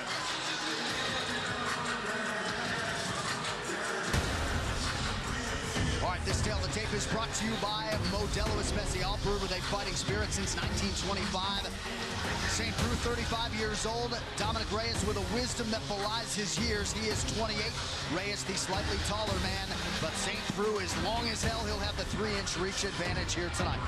All right, for the introductions now, back inside to Bruce Buffer. Ladies and gentlemen, this fight is 3 rounds in the UFC light heavyweight division. Introducing first, fighting out of the blue corner, a mixed martial artist holding an undefeated professional record. 9 wins, no losses. He stands 6 feet 4 inches tall, weighing in at 204.5 pounds. Fighting out of Victorville, California, Dominic the Devastator Reyes. And now introducing his opponent, fighting out of the red corner, a mixed martial artist holding a professional record, 23 wins, 11 losses. Standing 6 feet 3.5 inches tall, weighing in at 205.5 pounds. Fighting out of Knoxville, Tennessee, presenting the number 7 ranked light heavyweight contender in the world, Vince St. Preux.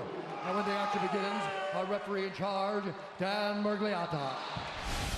Well, Dominic Reyes called for this fight. He's glad he got it. He called it the perfect matchup. Does see some similarities between him and St. Preux. Ariane Celeste, thank you very much. Dominic Reyes. Did he bite off more than he can chew in calling out Vince St. Preux? Some answers here in short order. Tonight's Fight Clock brought to you by Modelo Especial, brewed with a fighting spirit since 1925. Reyes, the fellow southpaw, is wearing gray. St. Preux is in black. Reyes said, I got to use my jab against St. Preux.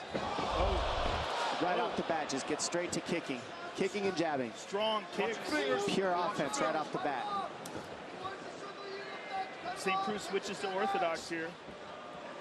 And St. Preux, one of his big weapons is that left leg. And see who's lifting it up with the front leg now.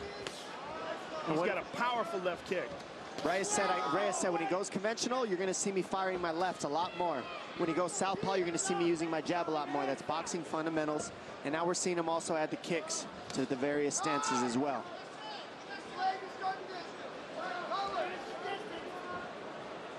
Reyes did take second at the 2015 IBJJF Worlds as a blue belt, but really acknowledged that he doesn't have the combat experience of his light heavyweight contemporaries. Nice land there by Reyes. You see, he throws that right hook very lightly to set up the step-in left hand. I mean, he reaches a lot of distance with that left hand. St. Preux just getting out of the way.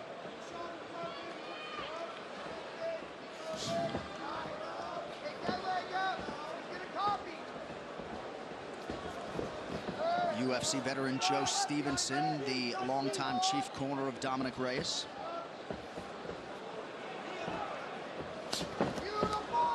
Nice slip by St. Preux. He said most of this camp was rooted in shoring up his defense. Vince looking for the takedown. Interesting.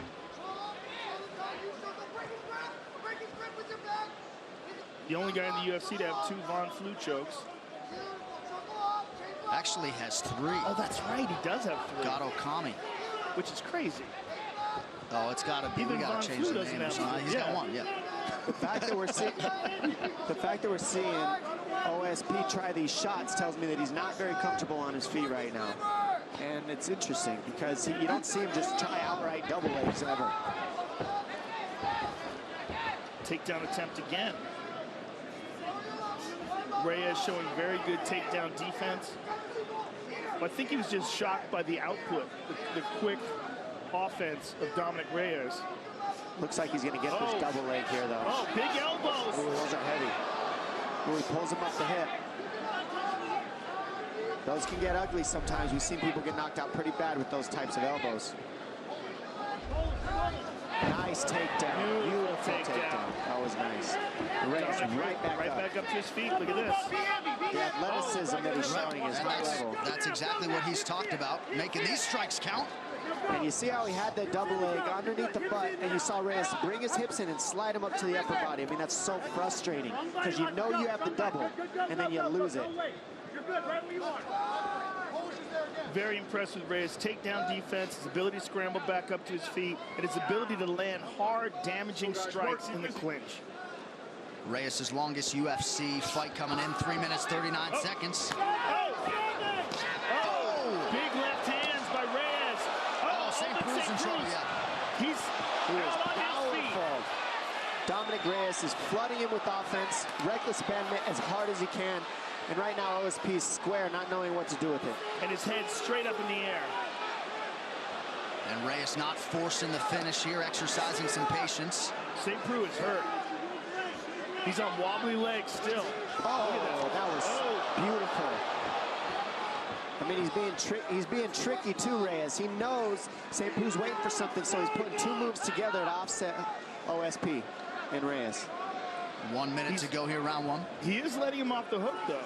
I think he's being patient because OSP is dangerous. And you got to remember, when guys are up against the fence, that's like putting, you know, locking somebody in a corner. That's when they're the most dangerous. And with the power that OSP has, you got to be cautious. Oh. Domination on the feet from Reyes. Yeah. Right hook over the top. Oh, and there OSP fires back. Oh. Goodness. He's mixing it up so well. And the power that you're hearing, I mean, when those shots are blocked, they're loud. Beautiful leg kick. Really buckled the leg of OSP there. You're just using so many different strikes and keeping OSP thinking nonstop. St. Prue put on a poker face, but that low kick did not feel good. That can't feel good either. You see him going low to the leg and then high, and then St. Prue's like, hold on a second. St. Prue may make it out of the round. Looks very awkward here. He's just trying to figure it out. Reyes coming with non-stop offense. So Reyes will see a second round for the first time in his UFC run.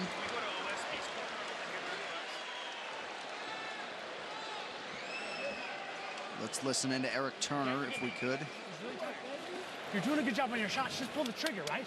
Don't stand in front of him ever. Never, ever stand in front of him. Where are we going to do this round? It's good. Yeah, he's fine. We're going to move our feet, aren't we? Right? Move our feet. Either be close or too far.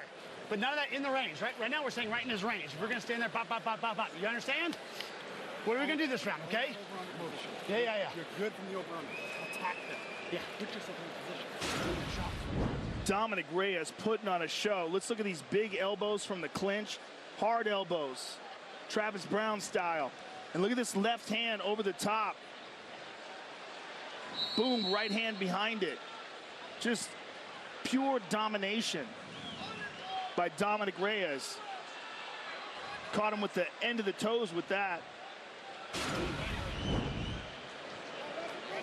Look at all those shots. And how tough is OSP, though, honestly. Well, that's been a staple of St. Prue's career, that he's been a hard man to break. This is a guy who's headlined for the UFC 5 times.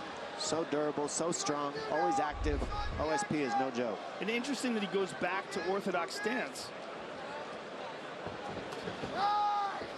I wonder why he feels more comfortable there. Well, that's his natural stance, and I think that Dominic Reyes is so efficient that he needs to be comfortable with his defense in that defensive stance.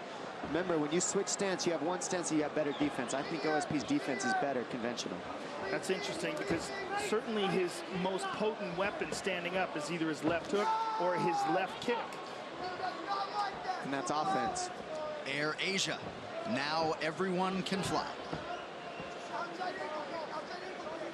Look for Reyes to fire more left hands in this round. Oh, there's one right off the bat. Because he knows as a southpaw, you got to fire more right hands, left hands, excuse me. And you take away the... Oh, he ate that knee. OSP working real hard for the takedown here. Dominic gets that underhook, turns it around. The balance there showed by Reyes was huge. Good hips, powerful. Nice clean knee up the middle as well. And it was a nice shot by OSP as well. Can't take anything away from it. Good timing, good shot. Reyes, just good reactions. And some valuable experience being accrued here by Dominic Reyes in this, his second round in the UFC, but got a lot of layers to his game at 28 years old.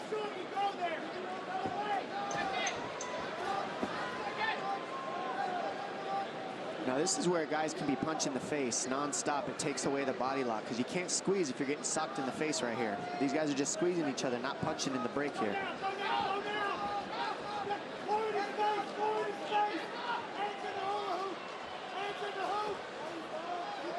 Reyes 9-0 coming in, only one career win by decision, so perhaps the gas tank bears watching. Beautiful body kick there.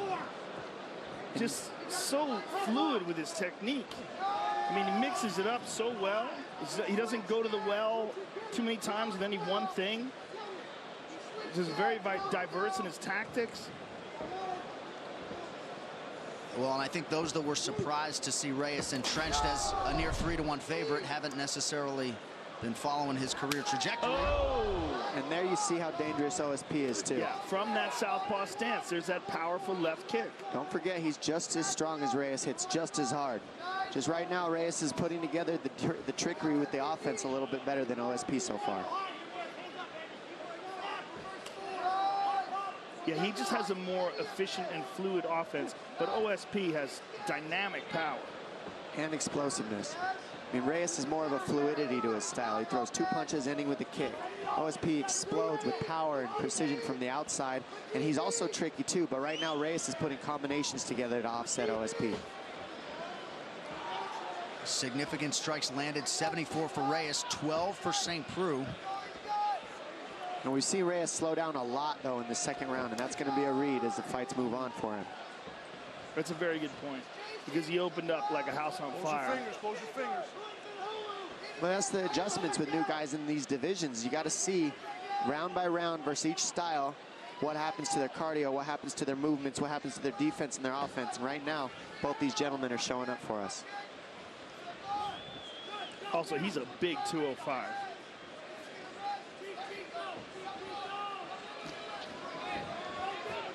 Not sure how much weight he's cutting, but that could be a...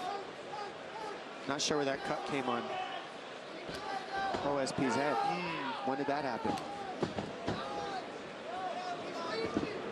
What's interesting is you see Reyes stuff shots by just moving. He's not necessarily having even to get in the wrestling scrambles because he's just turning the corner at the right time. There's that left kick to the body again. Look at the takedown defense of Dominic Reyes.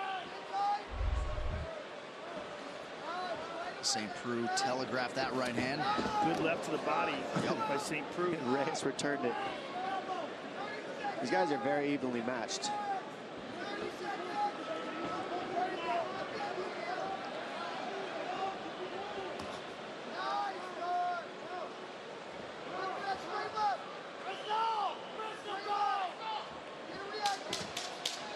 Looks like that cut might have came from a takedown attempt earlier by OSP. Just got caught with the elbow on the way in. Reyes catching him with that elbow. 10 minutes down. This corner cam brought to you by Harley-Davidson. When you fire up an HD motorcycle, adrenaline kicks in and refuses to tap out. Check it out at h-d.com/explode. Look at me. You need more offense. You got 5 minutes. You're definitely down 2 rounds. What are you waiting on? You beat this guy every time you go first. Do you hear me? Every time you go first, you win. If you're going to stand up, I don't want to be yelling combos that you're not listening to. You understand? I need you on him on the deck. You have to finish him this round. If you want to set that bristle, you got to snap. Stay tight. Hey, when he switches, fucking chop that front leg out. That shit's hurting you. Right? So just, hey, stay calm, stay tight. Don't fucking rush anything, okay? But know your shots. He's going to come out trying to shoot again. That's the only thing he got. Yeah. You're doing a great job. Round 3 is brought to you by P3, the official protein snack of UFC. Now, that was Eric Turner, Knoxville Martial Arts Academy there, Dom, in the corner of Oven St. Preux. A lot of these cheap corners have different approaches, but Turner and St. Preux have been with each other every step of the way. So. All right, final round. You ready? Final round. Let's go. I don't know how you think the athlete don't will forget, respond. each athlete needs a different type of stimulus, especially after you've been getting punched and kicked for a couple rounds. He needed to pep him up, and I think OSP, that was exactly the things he needed to hear for this 3rd round. Pretty significant cut there just along the hairline of Oven St. Preux. And his coach is exactly right. OSP waiting just a little too much. He needs to be first. And when he's first, he does well. When he waits on Dominic, it's a problem.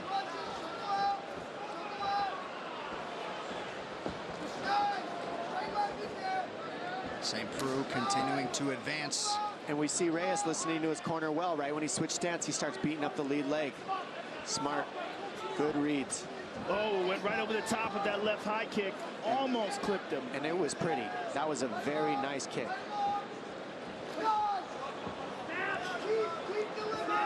OSP's got to ramp up the volume, though. I mean, he's absolutely down in this fight. But with that kind of power, he's always in it. Well, the issue right now for OSP is he's throwing one at a time.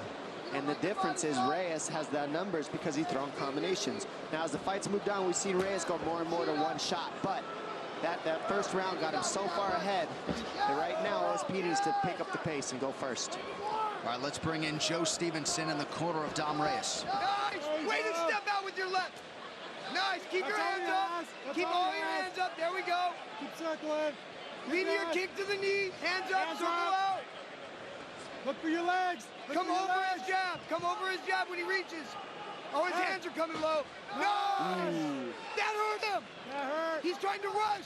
Look ahead, look ahead. Yep.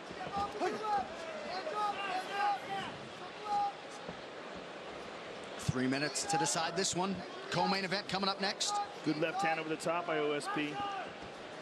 Still one at a time. Yep. You need combinations if you're going to trick him. There it is. Ooh, that was a nice uppercut moving backwards by Dominic. Good left high.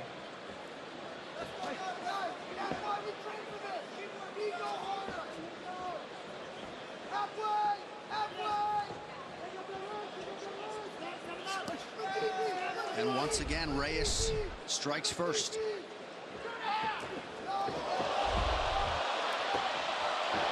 St. Preux rushes forward. Reyes able to stay upright. The balance of Reyes is just very, very good. Should have been taken down there. Really should have. One thing that you really nailed, though, Dom, is that his volume decreases significantly after the first round. Now, whether that's he comes out too fast in the first round, he needs to pace himself more, or whether it's an endurance issue. I'm pretty sure it's being undefeated, relatively green, and that was a first round adrenaline dump looking round to me, but he still looked very good. And the fact that even after an adrenaline dump like that, he's still in it, going with the OSP is impressive, but he does need to fix that gap. You're right, Joe.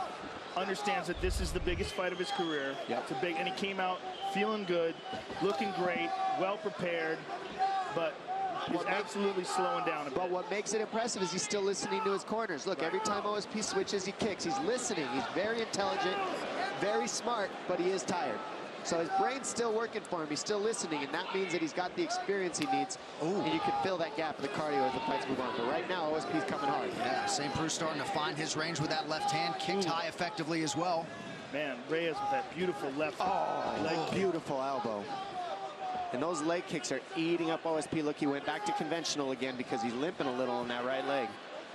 And that elbow, I think, opened up another significant cut. And now he went to the inside thigh. Oh, man, he's bleeding like a stuck pig now. That's nasty.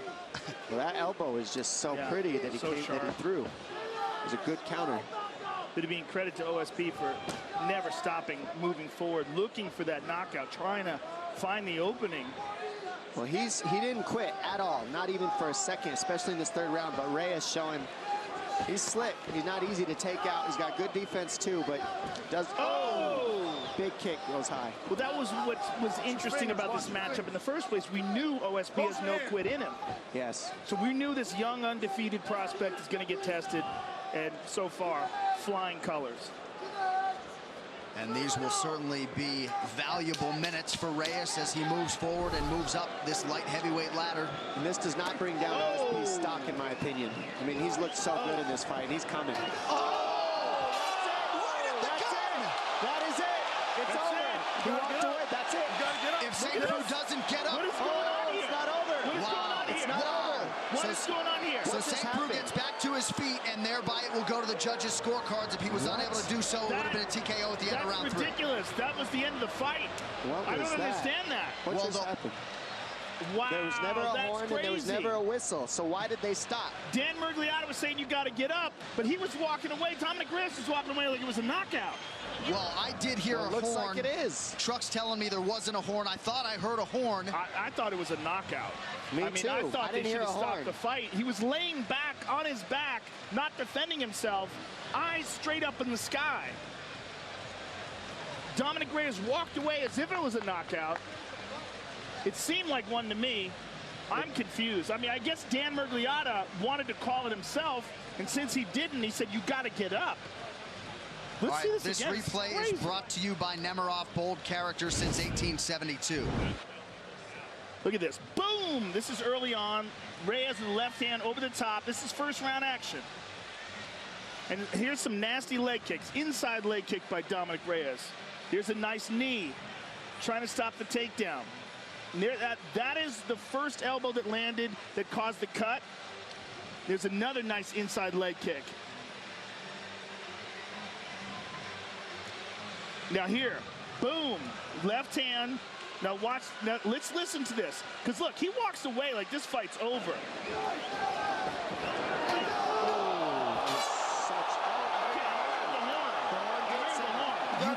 You can't be saved by the horn, right? But it seemed like Dan Murgliata came in and saved St. Preux.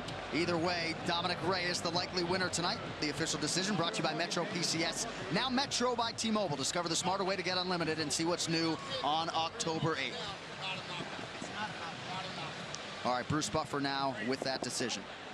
Ladies and gentlemen, after 3 rounds, we go to the judges' scorecards for decision. All 3 judges score this contest 30-27 for the winner by unanimous decision, Dominic the Devastator Reyes.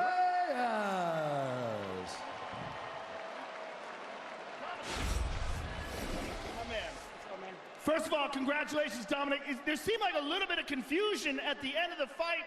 We thought you had knocked him out and you were walking away as if you did that. We heard the horn, but Dan Murgliata was telling him he had to get up or they were going to stop it. It wound up being a decision. Did you feel like it was a knockout? That's a knockout. I mean, what do you guys think? I absolutely think it was a knockout. But that aside, phenomenal performance. You came into this fight 9-0 against one of the top contenders in the division, a guy who went 5 rounds with John Jones, a guy who's fought the best of the best, and you put on a show tonight. Oh yeah, it wasn't easy. All respect to Vince, you know, he's a hell of a competitor. But, you know, I prepared hard, worked my ass off. I know where I sit, and I knew I was gonna get this win tonight. Well, Dominic Reyes, you came into this fight tonight a prospect. You leave a top contender. That was an absolutely impressive performance, and I think most people think it was a knockout. I hope it goes into the books as a knockout. Either way, amazing, amazing performance. Thank you very much. Thank you, sir. Hey, yeah, get me in the game, man. Come on, let's go. Get him in the game, people. Dominic Reyes, ladies and gentlemen. Well, if you don't know, now you know. Dominic Reyes maximizing the pay-per-view showcase here tonight, and I think we'll find a way to get him in EA Sports UFC 3. I think that's the least of his worries after that. This stat brought to you by San Manuel Casino. With the most slots on the West Coast, visit sanmanuel.com for all thrill details. So with that win, Dom Reyes ties Jan Blachowicz for the longest live active win streak in this UFC light heavyweight division. Well, the A-listers are out here tonight. One of Boston's finest, Matt Damon, is in the building for UFC 229, as is Aaron Paul, he of Breaking Bad fame. Good to have both of those gentlemen with us tonight for UFC 229. All right, coming up next, we will get to the co-main event between Tony Ferguson and Anthony Pettis. What's coming up, brought to you by EA Sports UFC 3. Get up to 50% off, including exclusive in-game content with the new limited-time UFC 3 Notorious Edition, available on Xbox One and PS4 until October 16th. Before you watch the title fight between Conor McGregor and Khabib Nurmagomedov, here's a look at TV's #1 show, The Walking Dead, premiering tomorrow only on AMC. We're building, we're growing, we're getting back a piece of who we used to be. Pleasure, Rick Grimes. Thank you. Famous Rick Grimes. Don't you start to.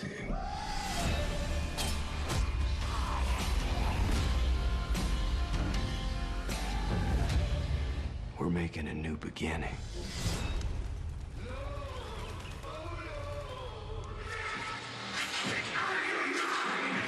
Tonight's crowd shots are brought to you by AutoZone. Get in the zone, AutoZone. All right, just moments away from our co-main event. These fighter rankings are brought to you by EA Sports UFC 3. Get up to 50% off, including exclusive in-game content with the new limited-time UFC 3 Notorious Edition, available on Xbox One and PS4 until October 16th. Joe Rogan, as usual, an absolute murderer's row at 155 pounds. Man, where do you begin with this division? Listen, one of the things that I like about this fight so much is that Tony Ferguson didn't really lose that interim title. He got injured, you know, and he has his chance again to reach contender status, but look at this division. Dustin Poirier, who's looked outstanding. Eddie Alvarez is always a murderer.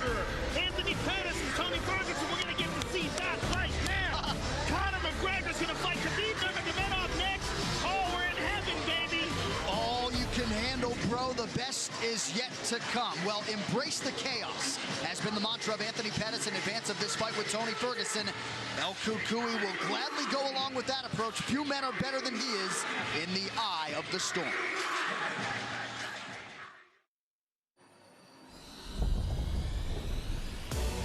Taking this fight does show my championship mentality. I call it mental toughness. Midwest tough, West Coast savvy. Got the best of both worlds. A big win tonight is huge for my career. It's going to put me right back in line for a title shot. Now I got to go out there and not only beat this guy, I got to make it impressive. Anthony Pettis versus Tony Ferguson is a very intriguing fight. Both men are at the top of the heap in the lightweight division. Anthony Pettis has a unique combination of traditional martial arts skills along with lightning-fast submissions, particularly off of his back. Guillotine, both legs, And he's back against one of the most creative and dangerous guys in the division in Tony Ferguson. Tony Ferguson is one of the most unique fighters and most difficult fighters to prepare for. He has fantastic striking. He has very unorthodox submissions. His movement is very creative inside the octagon. He mixes things up, and he's able to do whatever he wants whenever he wants to do it. Tony Ferguson, winner by submission. He's a very creative fighter, and it's one of the things that makes him so difficult to prepare for. Anthony Pettis never fought a dude like me. And Anthony Pettis is no different than any opponent I've ever seen. You got your hands full, kid. I think the biggest hole in Tony's game is that no one's ever tested him in the chaos. Everybody tries to shy away from the chaos. I'm gonna welcome it, I'm gonna accept it, and I'm gonna shine. Too powerful for Pettis. He knows this. Once I get a hold of you, you're not leaving. And I want you to beg somebody to take you out of that octagon. It's gonna be a big mistake if he tries to strike with me. I send him back to the hospital to get that knee fixed again. Tony Ferguson is just another guy in my way for my title shot.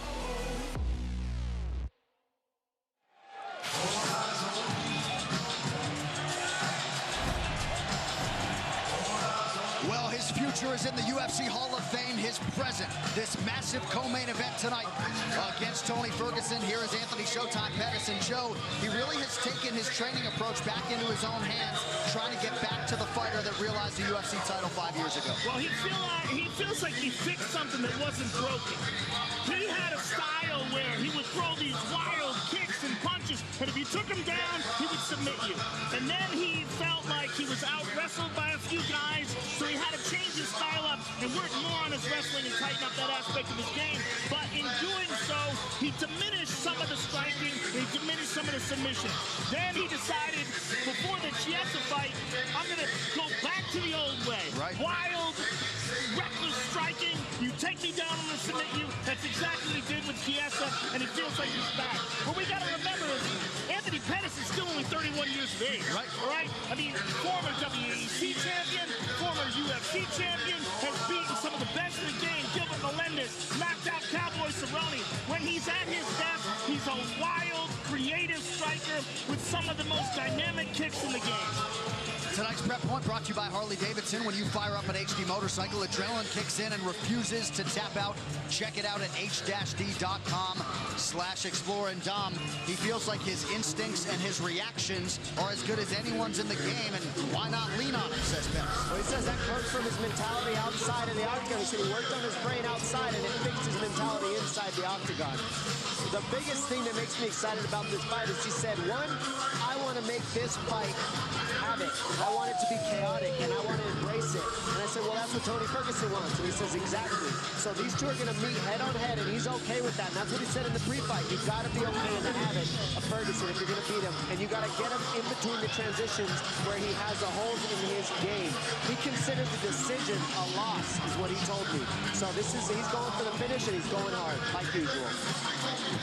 15th UFC appearance for Showtime Pettis, a plus 300 underdog at close here tonight.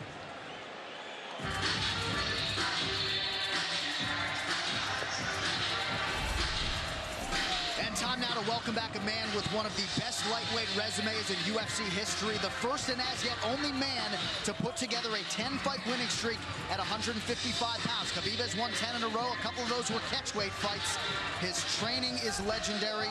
Tony Ferguson, 6 months after a major knee surgery, back to the octagon. He's a brilliant weirdo. That's what I would say about Tony Ferguson. He's brilliant. The guy shows up to the weigh-ins with ankle weights on. I mean, I don't even understand what he's doing there. Yeah. But that's Tony Ferguson. He marches to the beat of his own beatbox inside of his brain. He builds his own gym. He sets up training camp in Big Bear. He does all the construction himself. Yeah. He lays out the mats. He hangs up all the bars, all the different things he's going to work out with. And he's got the best Darce choke in the game. Catches it from everywhere. Brilliantly creative on the ground.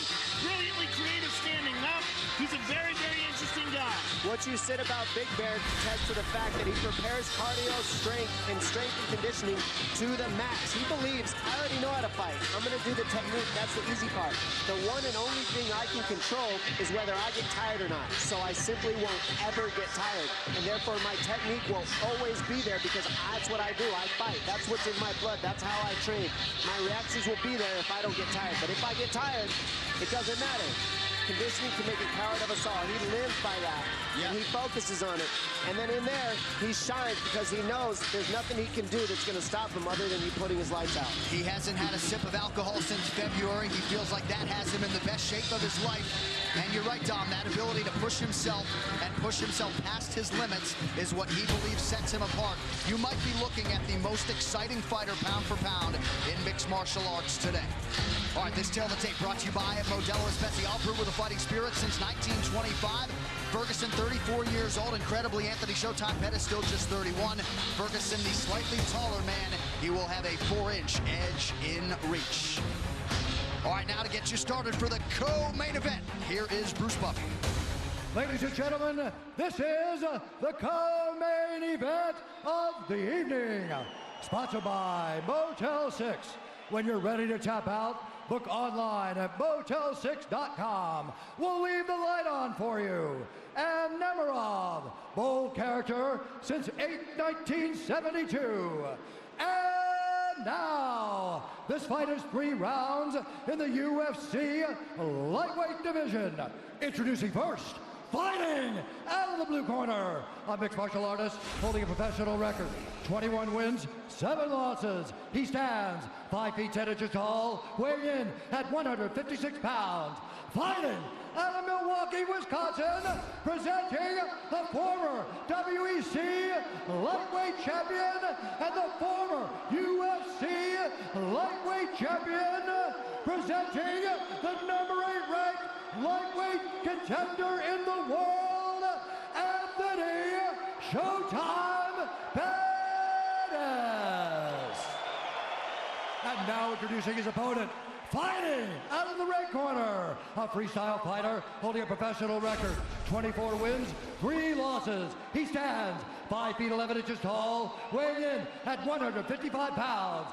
Fighting out of Orange County, California, presenting the former interim UFC lightweight champion and the number 2 ranked lightweight contender in the world, Tony El Cucuy Ferguson.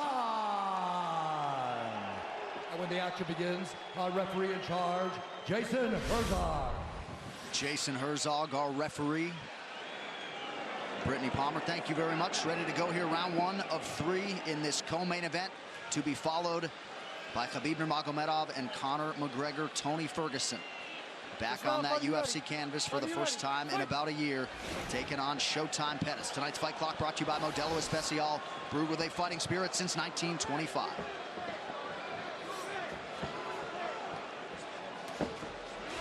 Ferguson came home from the hospital after surgery in April, immediately started doing 20-pound curls until he couldn't work out anymore. He is a freak. See Pettis going right after the knees right away at Ferguson. Right away. Right after the leg. And it already hurts. You see him limping already. Can't get kicked in the legs. That hurts. And Ferguson returns to him. And you see the scar on the side of his knee.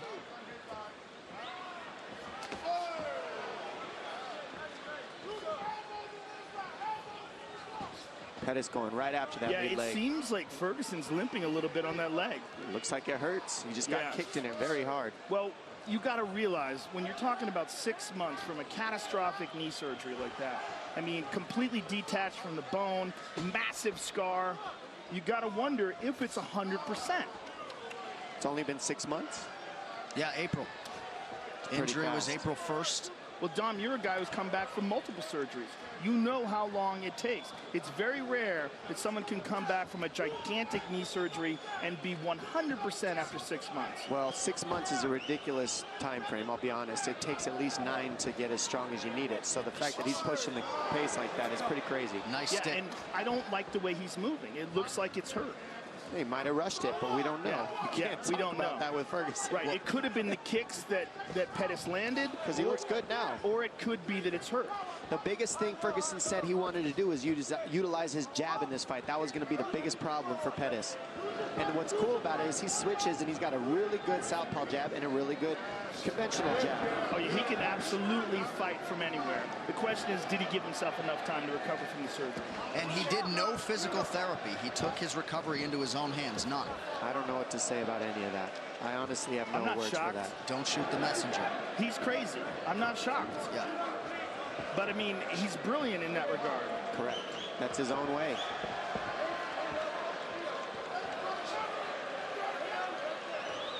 The Pettis camp felt like they picked up a lot of things on tape of Ferguson being a hittable guy.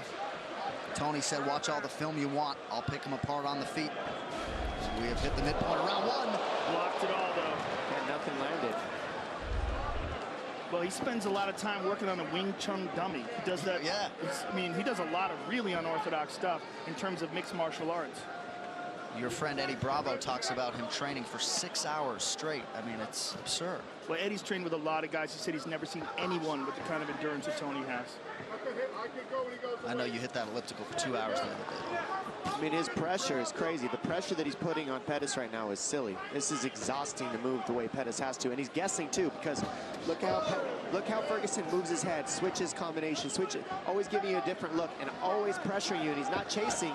He's heading off Pettis. Yeah, tremendous pressure. And whatever we thought was going on with his leg earlier might have just been, ooh, and there's another hard leg kick to that leg.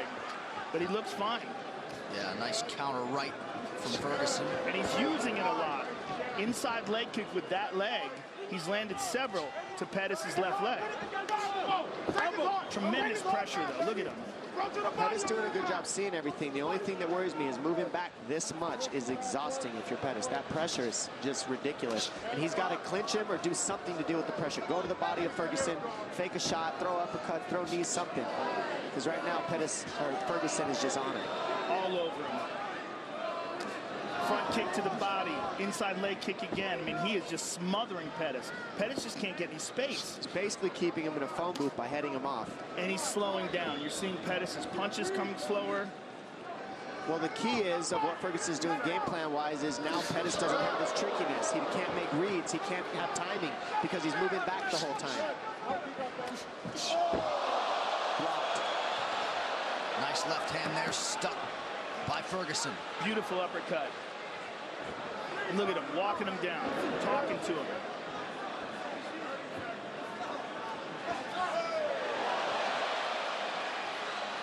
Beautiful jab there by Ferguson, former two-time All-American wrestler at Grand Valley State University as a wrestler. Again, inside leg kick twice. And just does not get tired. It's one of the craziest things about this guy. I think, sorry, Joe, go ahead. Just as mentally tough as it comes, and he draws such strength from that. Couple big right hands from Ferguson. Pettis shakes him off, but a strong close to round 1 for El Cucuy. What a round. Good, breathe. Okay.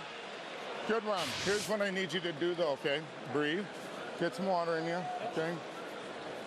Drink. There you go. Big mouth. All right, so listen to me. Keep hitting over his kicks, okay? Every time he kicks, he's wide open. Quick punch combo, kick at the end of it. You're doing great. Keep your hands high, though. Parry. I like your swagger. I like the mentality. Don't aim so high. It, right there. That's my. There you go. Don't aim so high every time, you hear me? Don't aim so high every time. Don't aim so high. All right. Composure. Give me a smile. Give me a smile. There you go. Survival mode already. You took his heart. Put the press on him. Head movement. Follow through. Head movement, the final thing in terms of the messaging from the Ferguson corner. Round 2 here. Second round, fighter, you ready? Fighter, you ready? Fight! Well, the pressure's already exhausting, but then you add the fact that he's pressuring by switching stance, so that takes away your counter reads too. And then he's kicking your legs when he switches stance. Yeah, he's chewing. Oh! He's hurt, and that's one thing about Pettis. He can finish anything. He's on him. He's on him. He's attacking the leg.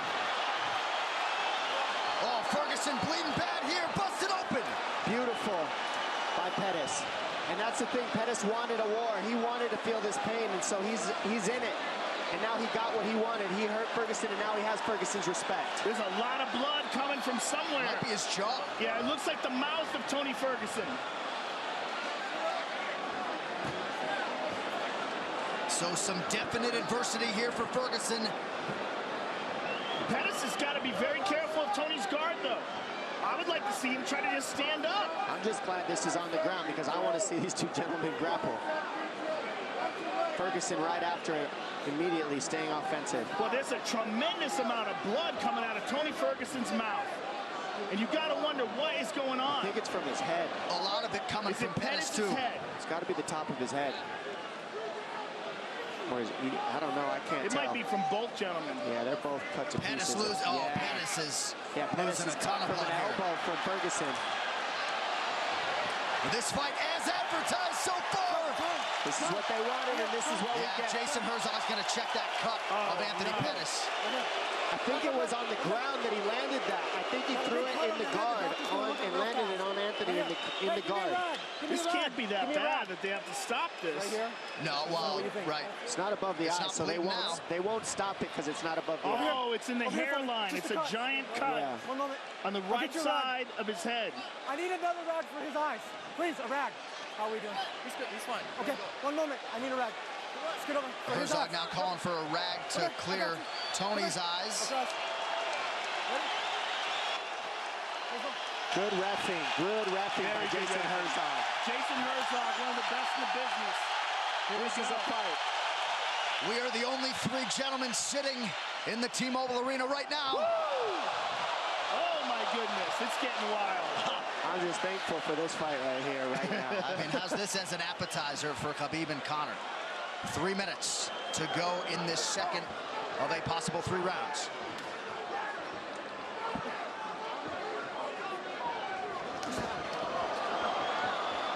Ferguson ripping the body there.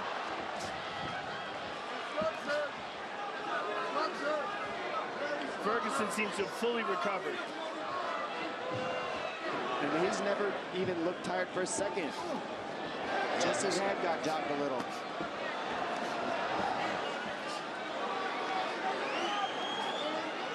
Watch Pettis look for an overhand right. It's there all night.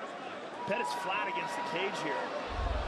But he's looking like the pressure is just too much again, like it was earlier. He landed a beautiful shot in between, and that's what he was saying he needed to do. Find the openings and land.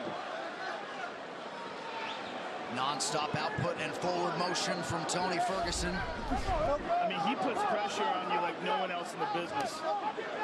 Right hand to the body. Oh. Right hand. Pettis forced to retreat here. Under 2 minutes to go in the round. Oh, left hook. Pettis has taken a lot of big shots here, Joe. Big elbow. I mean, Ferguson is just He sliced up the left side of him as well now. See, the thing about Ferguson is he loves the pain. He does. Pettis, I think, cut from that cloth as well. He is masked in blood here. Pettis showing his toughness right now. He's not out of this. He's still throwing heat, and he can still drop Ferguson at any point. We've seen it.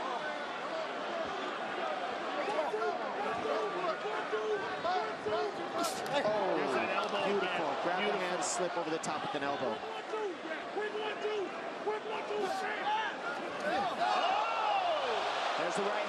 it's there all night for him if he can fire it at the right time.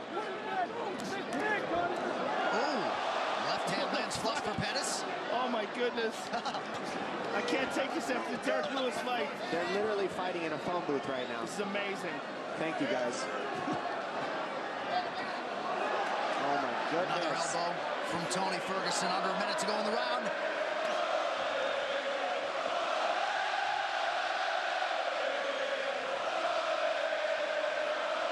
These guys are just exchanging in the corners. Oh, that cut on Anthony Pettis is something else. Nice elbows by Ferguson. He mixes it up so well, and he doesn't stop being offensive. No such thing as breathing room when you're fighting Tony Ferguson. Oh! Those are landing very heavy. Ferguson's hitting him very hard. Pettis needs to get on his bike and start moving. He can't sit here like this. And we just got showered with blood here in the booth.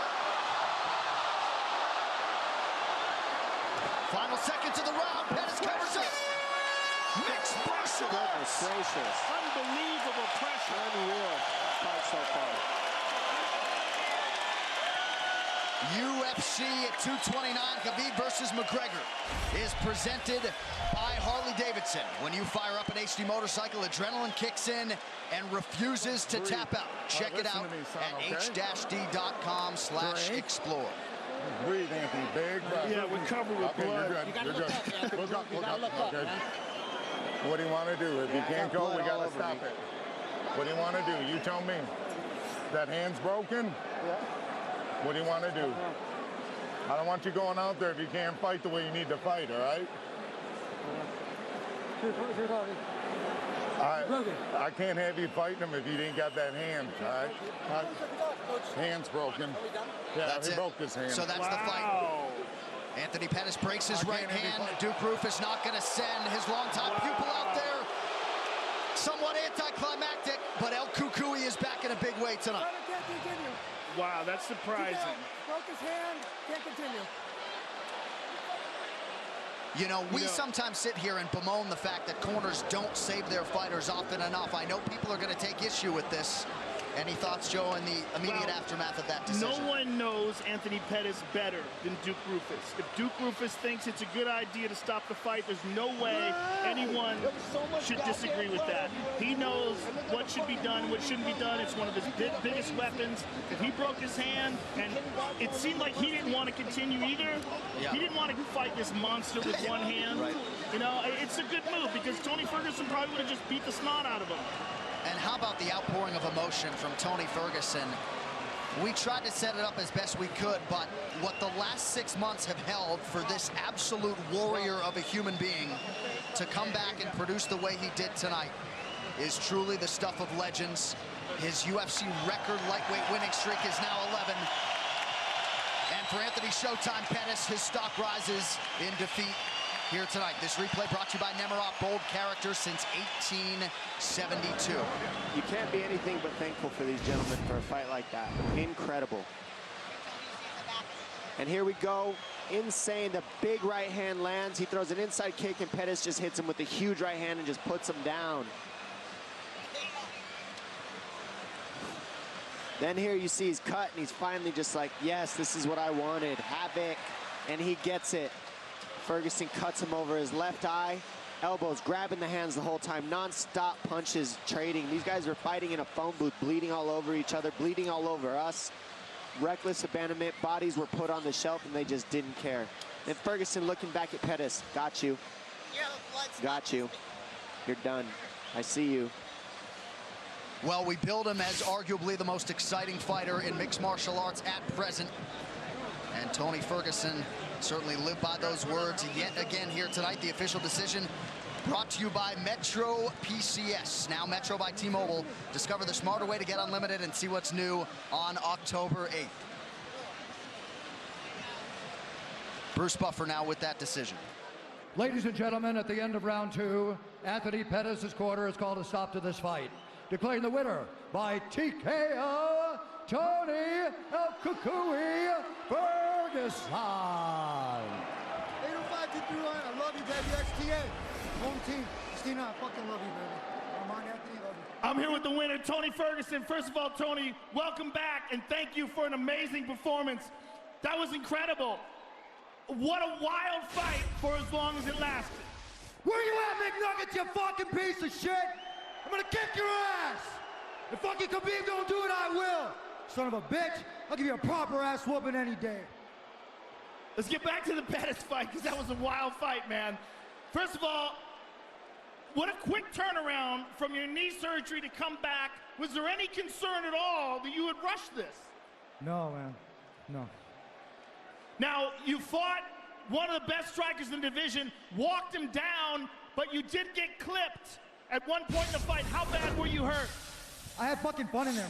There wasn't nobody was gonna take this fucking time from me. I went in there and act like it was sparring. I missed this shit for 1 year. You fucking fans are fucking amazing. I love you. I'm not gonna talk no more. I'm done. Thank you, Joe. Thank you, UFC. I'm fucking back. Thank you, Tony. Tony Ferguson, ladies and gentlemen. Tony Ferguson back in a big way tonight. That post-fight interview brought to you by EA Sports UFC 3. Get up to 50% off, including exclusive in-game content with the new limited-time UFC 3 Notorious Edition, available on Xbox One and PS4 until October 16th. Joe Rogan. All right, I'm here. First of all, Anthony, thank you for a wild fight for as long as it lasted, and it looked like you were having a great time out there. Hell yeah, I had a fucking great time. I'll do it again. I broke my fucking hand. The one I hit him with, broke my fucking hand, man. So I tried to put him away. It started hurting when I was throwing it, so I lost a big weapon in there, but no, ain't no fucking excuses. Tony's a fucking tough Mexican, bro. Thanks for the fight. Well, listen, this was the old Anthony Pettis. You came out wild, you came out creative, you clipped him, you had him hurt at one point in time. That's a tough guy, bro. I hit him with the right hand. I felt my hand shatter. I'm like, shit, you know, I should have choked him out, but he's a soldier, bro. I tested that leg, his leg, he withstood it, but I just tried to put on the show for all the fans and have a good time doing it, man. So thank y'all for coming here, bro. Had a great fucking time. Can't wait to do it again. Thank you, Anthony. Thank you for an amazing fight. Anthony Pettis, ladies and gentlemen. Gotta think some bonus money will be coming the way of Anthony Showtime Pettis and Tony Ferguson after what they produced here tonight for mixed martial arts fans around the world. Well, there he is. Let's go, the two-division champion, UFC light heavyweight and heavyweight king at present, our broadcast partner, Daniel Cormier. And how about the four-time major winner, Rory McIlroy, out to support Conor McGregor here tonight. Mr. Lomachenko in the building as well, one of the best pound-for-pound boxers in the world, taking in UFC 229 here tonight. That is the back of my shirt right now. So we are covered in blood, lathered in blood, and I don't mind it. I don't mind it. I don't know. It's all over my notes. It's because he was turning his head away, shying from the scene. Yeah, like, right. no, don't let me watch. What a fight. I am never washing this shirt. Never doing it. All right, straight ahead. The main event the world has been waiting for between Khabib Nurmagomedov and Conor McGregor. What's coming up? Brought to you by EA Sports UFC 3. Get up to 50% off, including exclusive in-game content with the new limited-time UFC 3 Notorious Edition, available on Xbox One and PS4 until October 16th. Well, as some of you may know, the movie Overlord is hitting theaters November 9th. Take a look. The most dangerous opponents are not the ones with the best moves.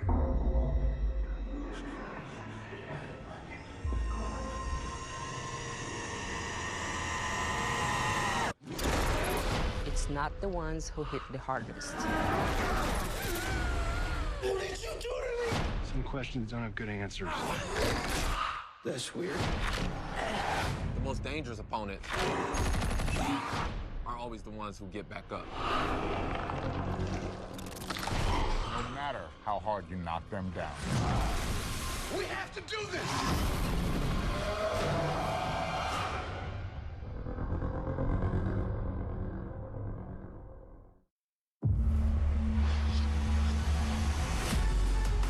The Long View of History is a series of short stories, pieces of a puzzle that, assembled, help us understand it all.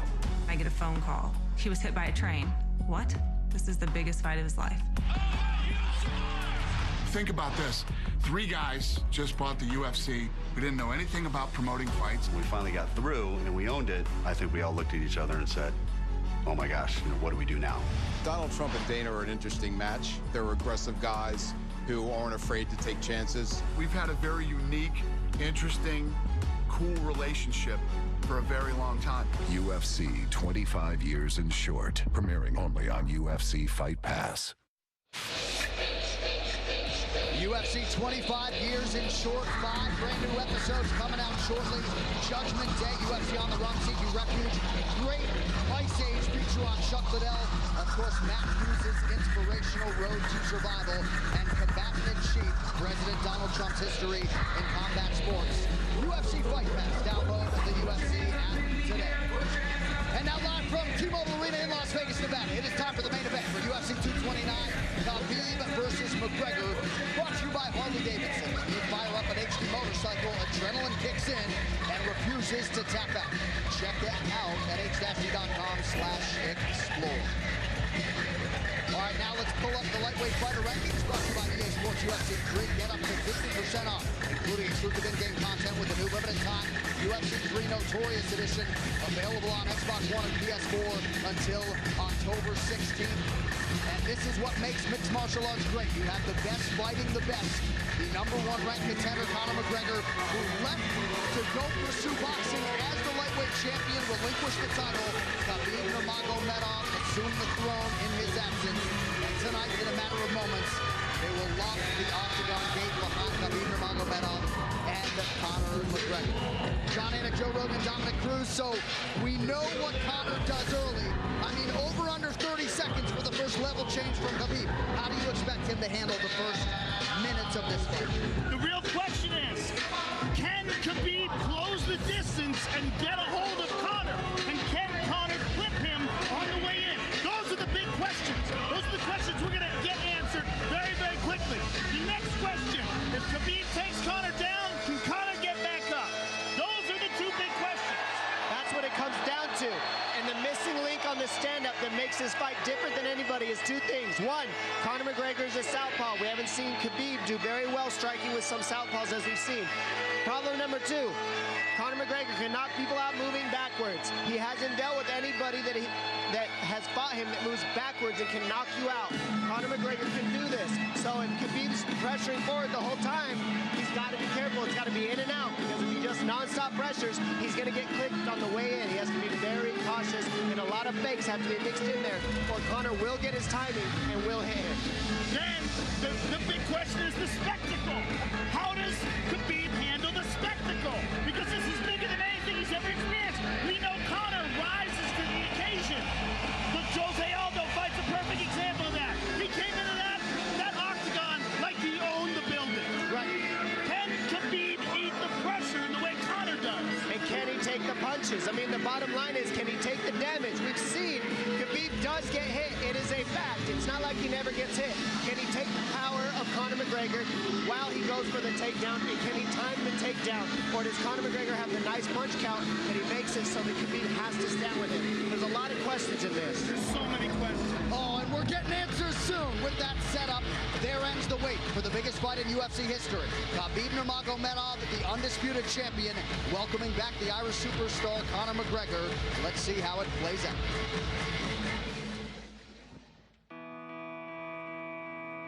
Khabib Nurmagomedov versus Conor McGregor is one of those fights where the moment it gets announced, you get goosebumps and you go, whoa, here we go.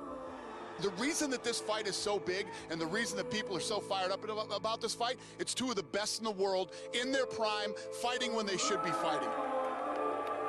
This fight shows you the type of man that Conor McGregor is. He said, I want the toughest challenge available. I want the one that everybody says I can't win. In Khabib, you have a guy that is 26-0, undefeated. That's unreal. At 26 wins, guys tend to make mistakes. Khabib has never done that. This is the most intriguing stylistic matchups, and without a doubt, the biggest fight in the history of the lightweight division, and in my opinion, the biggest fight in the history of the UFC.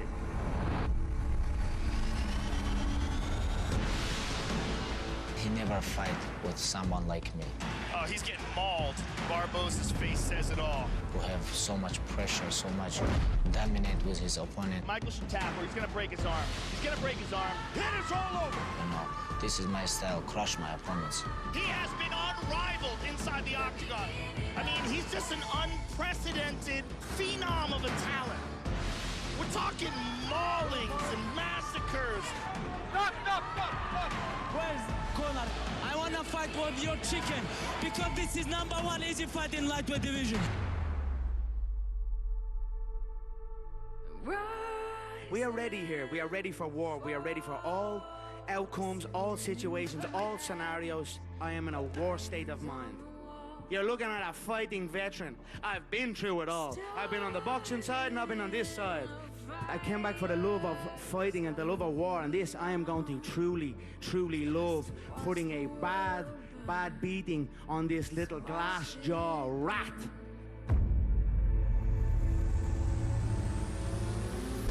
Oh, he's hurt! Could he finish him here? Wow. My belt has been never taken from my waist, so they've got to build up these fake champions. But here I am, returned to take back my throne. I know he is afraid of a smack. And if you're afraid of a smack off me, a smack will feel like a double-barrel shotgun. Oh! He slapped him! Like that! What you gonna do if you don't knock me out? You have to knock me out first or second round. What you gonna do? I'm gonna keep going. If you don't knock me out, it's gonna be a very long night to him. Trust me, mate. I'm ready for a long night. Now you're up on the real kid. You're with the real dogs now, brother, yeah? He's in over his head. I'm gonna pick him apart and bully him in there and absolutely maul him. My dream smash him, you know, make him humble. I wanna change his face. We have to finish him.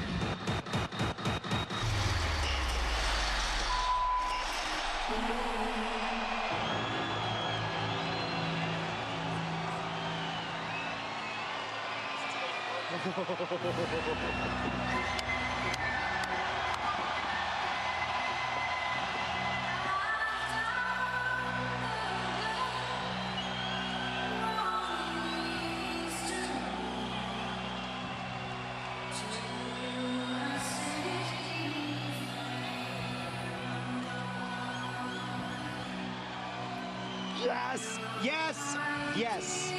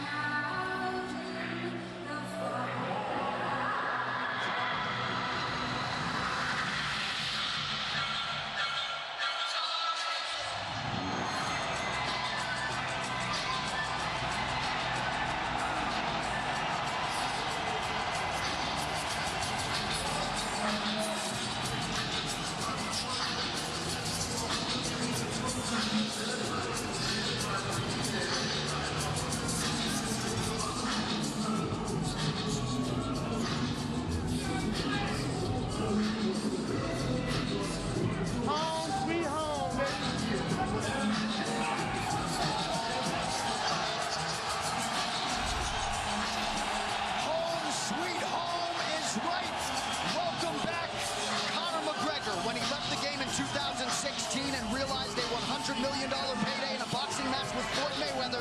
Some suggested he would never return, but Joe, if you know the man, you know he cares deeply about mixed martial arts and his MMA legacy. And now the first UFC fighter to simultaneously hold 2 UFC titles is back to pick up where he left off. He loves this. When you have $100 million in the bank, you do this because you love this. He loves this, he loves being the champion, and he truly believes that he has the style to reclaim his throne.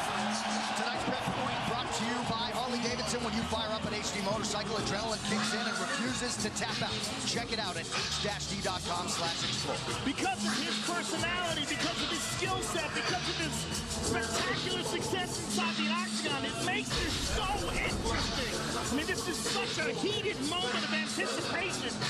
I can't wait, Dominic Cruz. I can't wait. And it's so exciting to be here and to get to call this fight because every single ounce of this is going to be technique at the highest level. When they're grappling, it's going to be technique at the highest level. When they're striking, it's going to be chest match. It's going to be non-stop reads.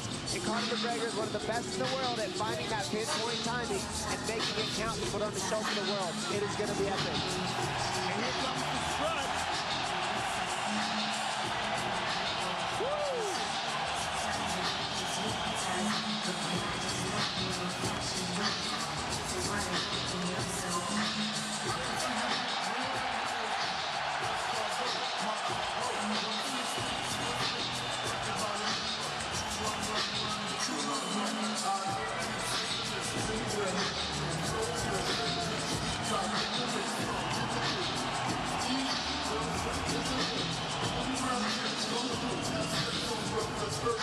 25th World Mixed Martial Arts contest for Conor McGregor. 11th UFC appearance. He is 9-1, a 9-time UFC bonus winner in his 10 UFC fights.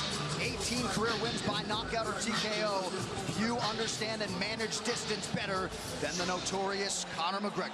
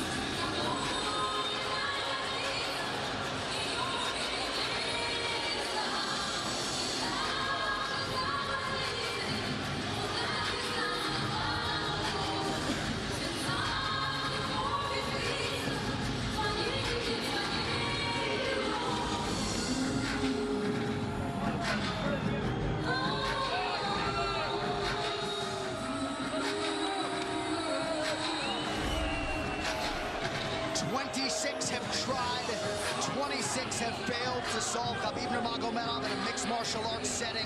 In modern-day MMA, it's an absolutely incredible accomplishment. And tonight, with status as the most dominant force in the game, Khabib Nurmagomedov is chasing the biggest win of his career. He is an unparalleled grappler. There's literally been no one like him in this division.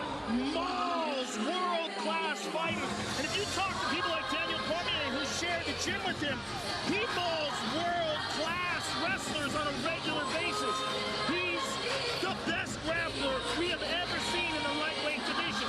The question is, can he get a hold of Conor? And if he can get a hold of Conor, can Conor survive what 26 others have not been able to? And the big question for me is, how does he deal with pressure at this magnitude? This is what we haven't seen. He's faced some studs, but this is another level of pressure, another level without his father in his corner, another level without some of the people he's used to having with him, not here. And on top of that, this is for contendership of the world. Literally, when you're fighting Conor McGregor, you're not fighting for your division. You're not fighting something little. This is for the world. This is for the #1 pound-for-pound spot. It is huge. And is Khabib Nurmagomedov good enough at grappling to get what he needs to as a one-dimensional fighter. That's what he showed up as. Nobody's ever tested him besides one dimension. Is he good enough to do that? Is he good enough to get down Conor McGregor? We're about to find out very soon. His record, 21 takedowns landed in a 15-minute fight, will likely stand the test of time. Last appearance, he became the undisputed champion by beating Al Iaquinta back in April. Only landed 6 of his 15 takedown attempts that night. But, Joe, it's what he does with those takedowns. The wrist control, the leg control on the ground just usually makes for a suffocating night at the office for his opponent.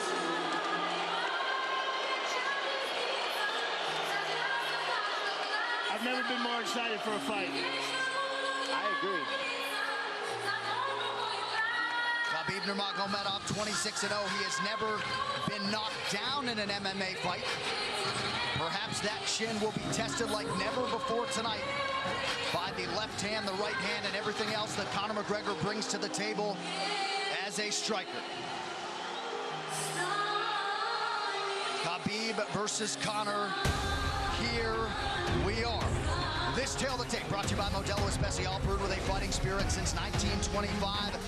Khabib Nurmagomedov just turned 30. Conor McGregor also 30 years old as of July 14th.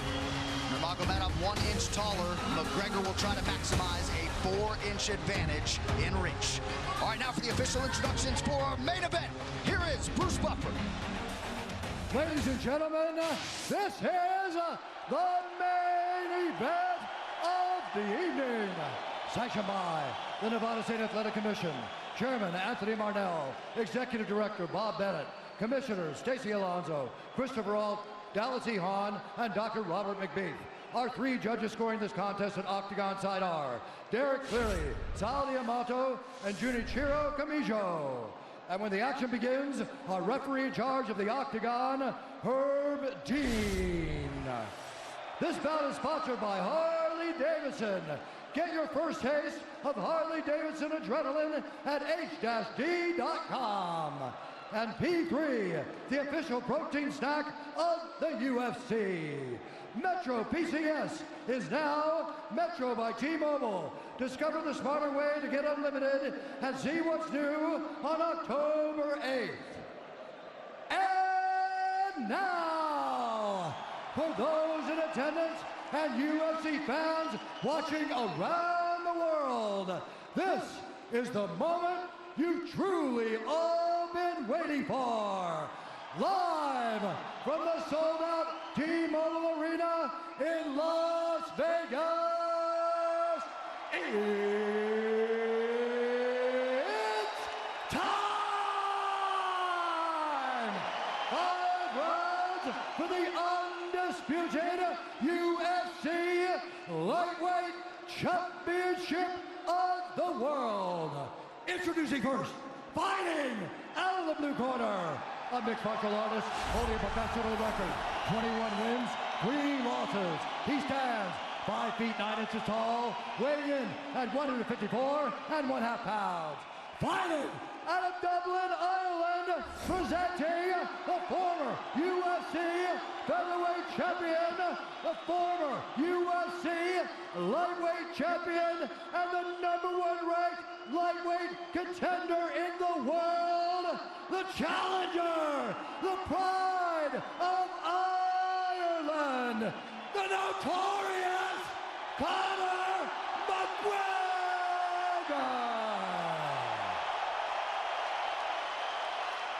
And now introducing the champion, fighting out of the red corner, a mixed martial artist holding an undefeated professional record, 26 wins, no losses. He stands 5 feet 10 inches tall, weighing in at 155 pounds. Fighting out of Dagestan, Russia, presenting the reigning, defending, undisputed UFC lightweight champion of the world, Khabib, the Eagle, Nurmagomedov.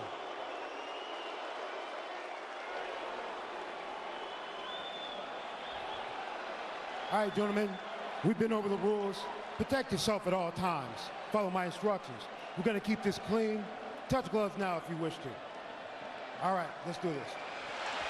Well, if you bet that the fighters would not touch gloves, cash those tickets, and wherever you are in the world tonight, one way or another, we will all witness a piece of UFC history. The King is back, looking to regain his throne.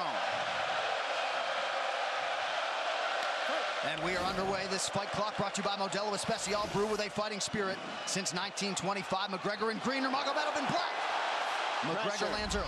Pressure right off the bat by Conor. He's trying to force the shot out of Khabib with pressure instead of waiting for Khabib to come at him. Khabib got a hold of his ankles. He's got his leg. And what he's got to do is get his left leg over the back ankle of Khabib's right leg. He needs to get that. Conor needs the left leg behind the ankle of Khabib in order to stuff this. And now he's got it. But a good defense by Conor so far. Look at this. Got the ankles. As long as he stays on the ankle, he's good. He's doing a fantastic job of defending. Look at him spinning around. Khabib looking to complete the takedown, and he gets it. Man. Conor gets right up to the cage. Let's see if he can get back up to his feet. It's one of the big questions. He's got his feet tied up well. Look how good Khabib has done a job of wrapping those two legs up together. This is what he does to everybody he fights. He crosses your legs, and now if your legs can't get away, then you can't get up. You're pinned to the floor. And he's done this better than anybody. He elevates and straightens your legs out. And now what he's going to do is try to lift Conor's knees and legs higher than Conor's head so that he can't move. Conor's just got to stay calm and not use his energy because he's not taking damage here. It feels like he's far better equipped to handle 5 rounds than he was when he left in 2016.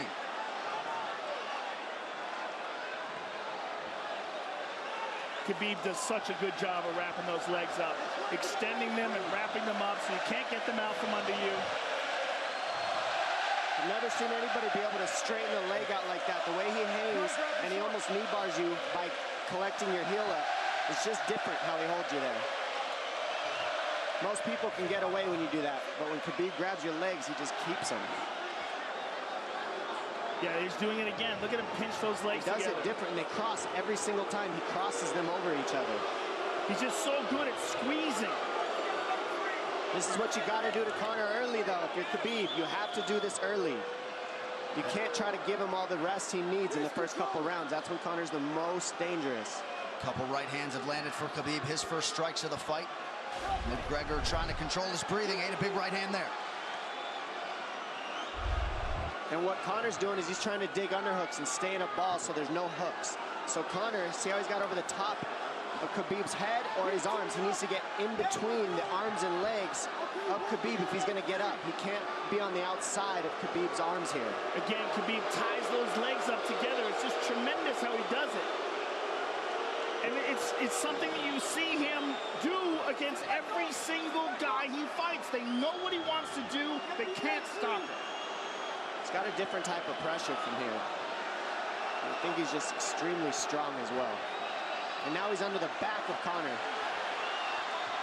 so that Conor can't get his hips underneath him. It's a lifetime of grappling.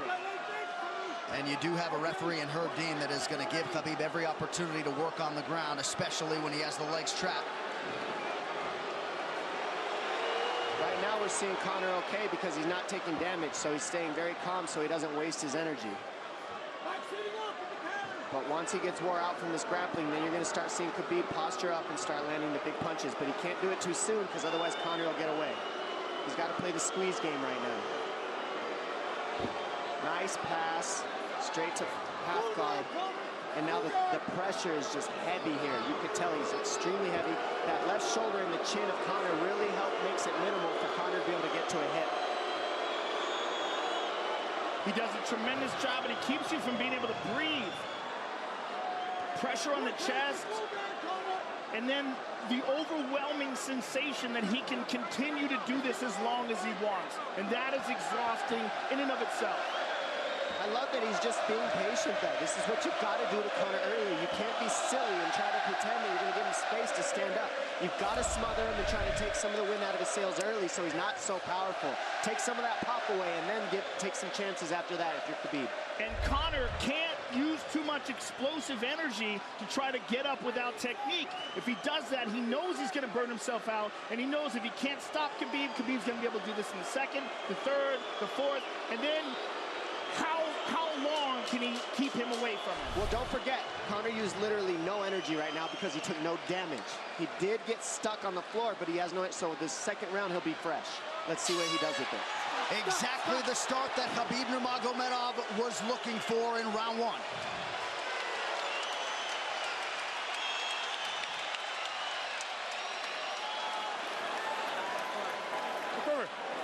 You know the shots get slower as the rounds go on. That was his absolute best there. When he got behind the black line, you chased him. So let's keep him behind the black line, let him come to you. Your left hand will be there. Sting him, circle him off. He's doing a lot of work circling around. When he's in range, pop. Perfect.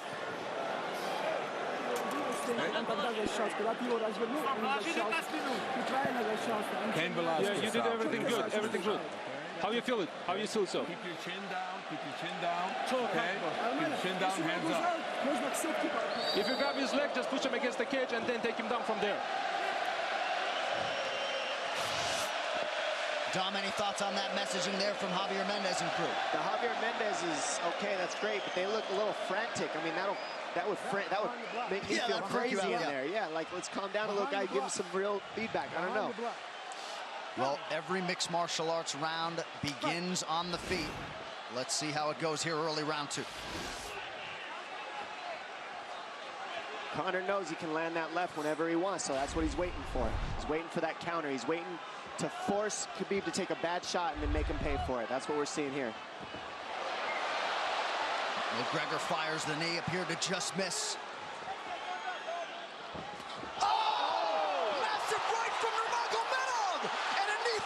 Nasty right hand.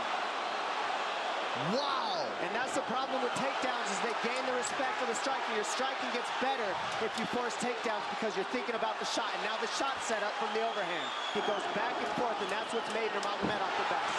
That right hand. Wow. What an entry by Nurmagomedov, and now he has McGregor up against the fence, 4+ minutes with which to work. And this is what Khabib has done to everybody. If you stuff his wrestling, then he's going to punch you. Once you start getting punched, his wrestling opens back up, and that's why you need a threat of grappling and striking mixed together. But realistically, the sharpness goes to Conor in the striking, but the grappling is just so one-dimensional and so over. Like he's just so much better. He's working an arm triangle here. He's got it up. He's on top of him, full mount. Good scramble by Conor, getting his guard back. Butterfly, not full guard. Khabib's all over him here. And McGregor exploded there to try to escape, nothing doing. 90 seconds gone by here, round two. And the moral victory of Khabib landing that big right hand. Oh, big ground and pound. And Khabib said he wanted to make Conor suffer. He also said he wanted to change his face. This is one of the scariest things I've ever heard a person say about a fight. Well, not unlike Tony Ferguson, Khabib can go all day.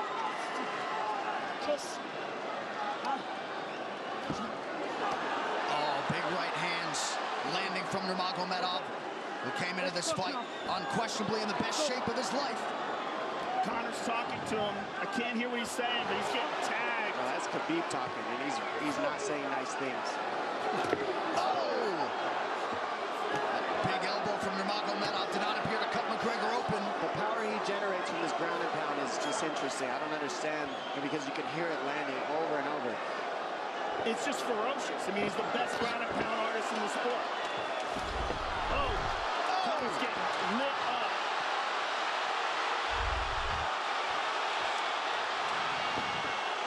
Conor's in serious trouble. Oh, massive ground strikes here. Herb watching closely. Khabib is trying to smash his face. McGregor forced to just cover up. How many shots can one man take? 2 minutes to go in the round. trying to gas Khabib out because he's taking shots, but they're not the worst shots you can take. He's covered up.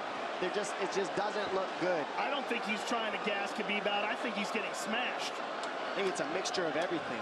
I don't think he has a choice here. I don't think he's trying to gas him out. I think he's getting smashed. I agree, but if you have no choice either. Illegal knee on the ground by Conor. A knee to the head of a downed opponent. Can't interlock the toes in the fence. McGregor got away with that one, still doing it.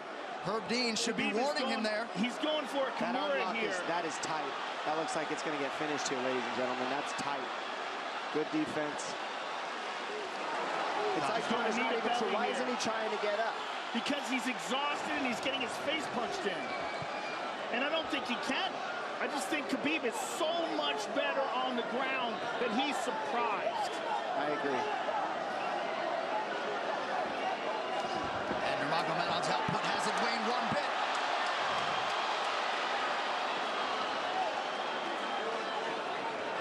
Now remember, we're dealing with the old rules here, so Khabib has to wait until he's fully up to hit him with knees. Crowd goes bananas as McGregor gets upright, but for how long? And he's taking some big, deep breaths. 30 seconds here in round 2.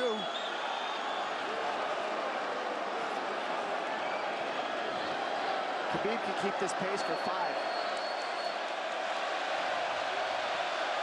And I don't believe Conor has a stoppage win in the UFC after the second round. That is correct.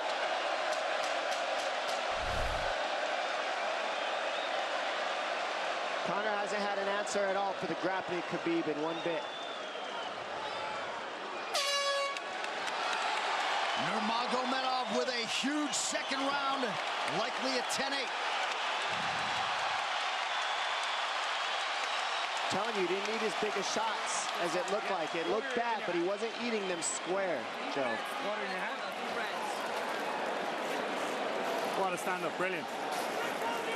Okay, it's those low singles coming from halfway across the cage now. Draw him on, Conor. Pop the jab and pull out. Let him fall into the space, straight over, push down. Do not chase him this round. Draw him on. If you push him back, you can spend the first minute just getting your recovery. Khabib is not even tired here. This is what's terrifying. Look at this right hand. Boom. Clips him on the chin. Drops him. Let's see it again. Winging right hand. And as you said, Dominic Cruz, he was looking for the takedown, and that's why he got hit by the right hand. It takes you back to Crow Cop versus Kevin Randleman. Same sort of situation. You gotta respect the takedown, especially when you don't get up. Round 3 brought to you by P3, the official protein snack of UFC. John Kavanagh not wanting McGregor to chase. We'll see if he can oblige. Kavanagh said pressure to get your air back. You can get a little air if you pressure in the beginning. And now Khabib's tired too, don't forget that. The striking, he's full of blood. They both are. Perhaps McGregor sensing that now. McGregor looking for that big left hand. Khabib used tons of energy on that ground and pound, Joe. Tons. That was a crazy pace, that last round. Well, we did see him slow down considerably against Al Iaquinta in the later rounds. And now you're seeing Conor go at the body. That's the same thing he did to Mendez. He waited 2 rounds and started teeping at the body, and then starts going up high. There it is. There's the teeps to the body. He's just trying to take their out of Khabib, letting Khabib wrestle himself out. Because you gotta, it can go both ways. Well, you hate to read too much into the body language, but this is as fatigued as I've seen Khabib Nurmagomedov in that octagon. I don't know if he looks fatigued to me. It doesn't look like he's breathing heavy. It looks like he's trying to find his moments, but he's getting outboxed. Yeah, I don't think he's tired. I think he's just a little heavy from the grappling last round. He's not tired per se. His muscles are full of blood, so he's a little slower. And that's where Conor can use his left. And there's the shot. And that's what his coaches, that's what they were talking about. He stuffed that one. Oh, elbow by Conor. That's what Kavanagh was talking about. Said the first couple shots are going to come heavy. Later, they won't be so heavy. Big right hand by Khabib. Just over 3 minutes here in this 3rd round. Level change from Khabib. He stuffs that as well. Look at this. This is where it's getting interesting. Now, the real question is, how much endurance does Conor have now? How much has he worked on his conditioning?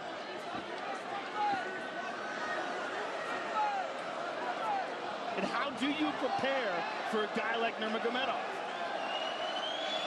Nice knee to the body by Conor. Those knees to the body will add up, and so will the punches and the kick teeps. Oh, uppercut.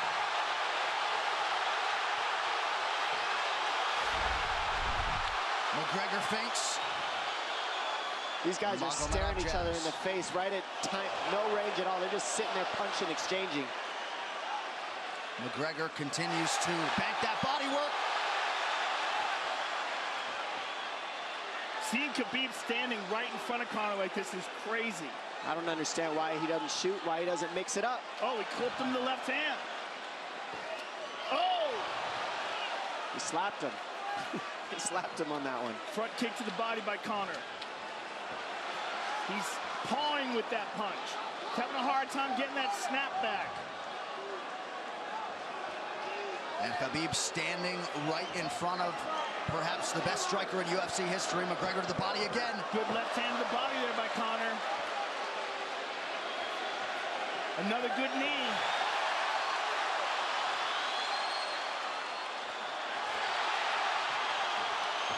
Khabib to the body. He doesn't seem to fear the power coming back from McGregor as yet.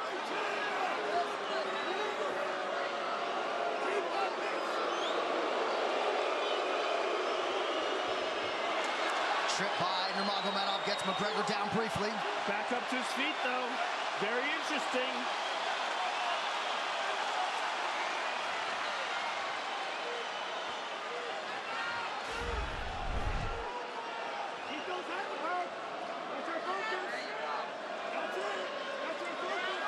Slight edge in terms of the significant strikes in round 3 for Conor. Less than a minute to go in the round.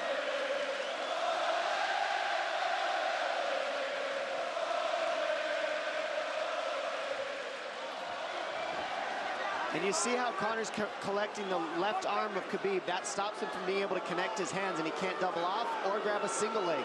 If you can't lock your hands together, you can't finish a takedown. So Conor's leaning against the fence and just controlling one arm. So what does Khabib do to counter that? You got to try to get a single leg the best you can, because you can't get a double as long as Conor's controlling your wrist. Here's grabbing the glove there. You can't clasp your hands together. The only thing you can do is keep the pressure like he's doing, so you're not getting picked apart. But you got, see, he's got his glove. He's got his glove underneath it. Keep fighting, keep fighting. So he's just holding it so he can't complete the takedown. Stop. 15 minutes in the books. We head to the championship rounds. Grabbing. What did Khabib just say to him? Couldn't understand it. Well, Conor was grabbing his glove, which is illegal. The hooking of the glove is illegal. It's a veteran move. He's tired, brother. He's tired. Don't let him work. Don't let him work. Just pressure him. Listen, can you punch hard and go for the takedown? This is the 4th round. Drink some water. Drink some water. Here. No, too much water. Okay. Here.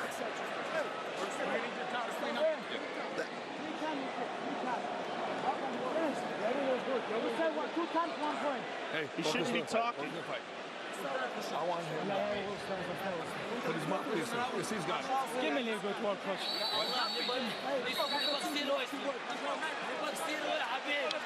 Khabib there protesting to the referee. Heard deemed that 3 times. Conor McGregor has held the glove. The championship rounds, ladies and gentlemen. Here we go.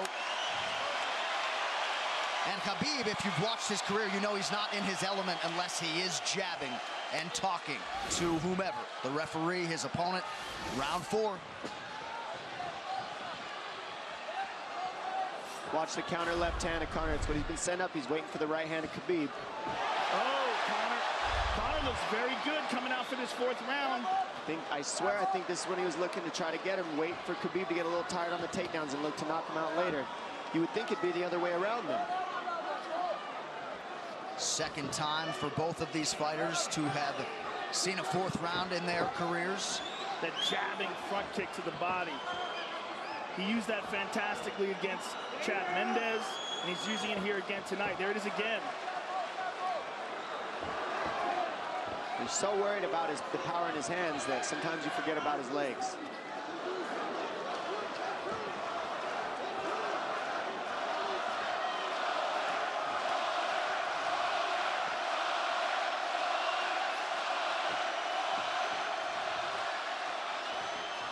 Good entry by Nurmagomedov. McGregor trying to use the fence to his advantage. And he gets tripped right down. Too good.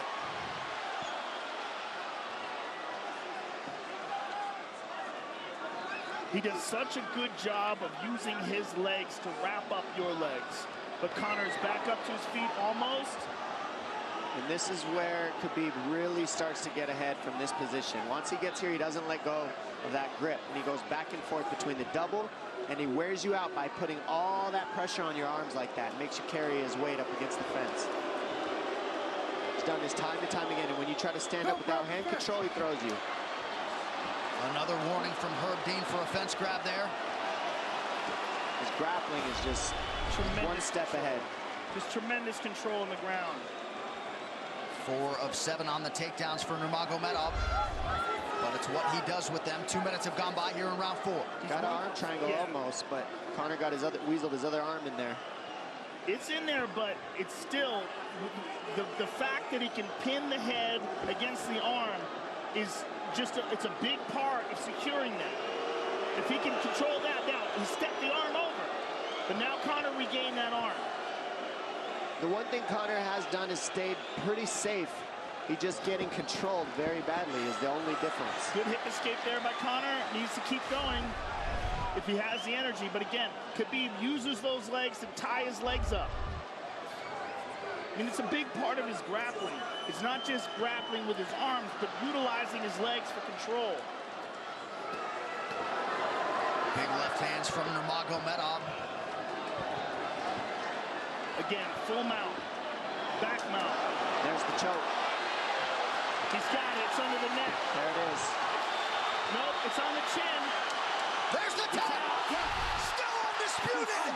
Khabib Nurmagomedov has finished Conor McGregor tonight. Look at him. Look at him screaming at the corner. He's screaming at Dylan Dennis, Conor McGregor's jiu-jitsu coach. Look at him. Oh, and now Khabib jumps the fence. No. Whoa! No! And he's going right at Dylan Dennis. Mayhem! Oh, no. Total chaos here. It looks like UFC security has corralled Khabib Nurmagomedov. Well, Khabib wasn't kidding when he said no handshake after the fight. Oh! And now one of Nurmagomedov's teammates throws a right hand at Conor. All hell has broken loose. This is crazy.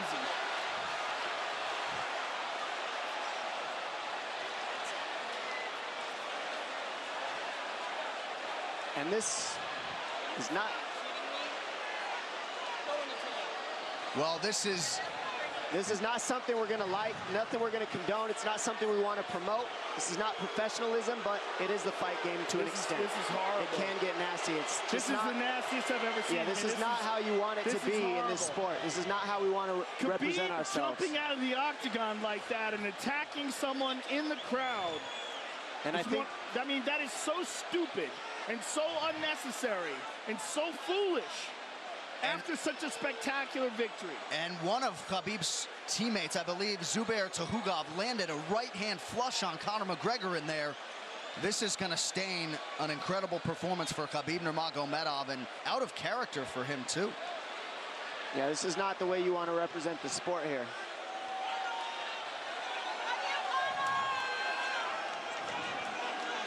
Well, Conor McGregor showed you the championship heart tonight. He had a few moments in the middle of this fight, but as many expected, Khabib Nurmagomedov, once again, for all his contemporaries, just too much.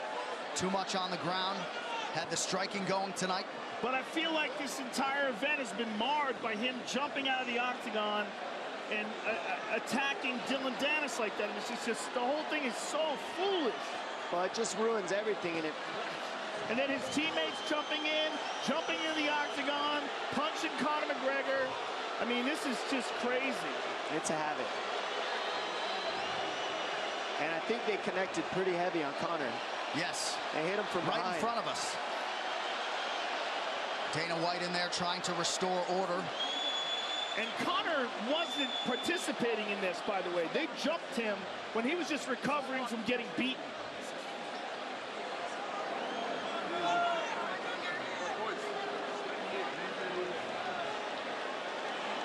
Well, hopefully the worst of this is behind us, but drinks are starting to fly a little bit in here.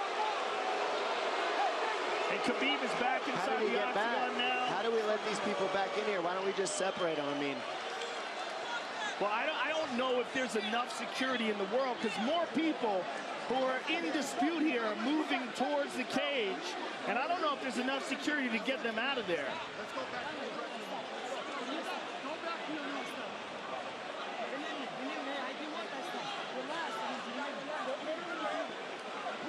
Khabib perhaps trying to explain himself here to Dana. Yeah, you don't want to be anywhere near the press conference after this.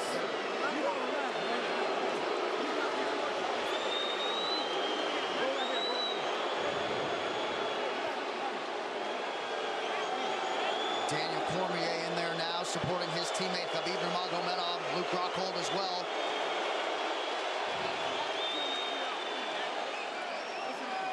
But one thing that is undisputed about Conor McGregor is that he is honorable in defeat, Joe, respectful in defeat, and he did not deserve that right hand, the wayward right hand from a teammate inside the octagon after losing a mixed martial arts fight.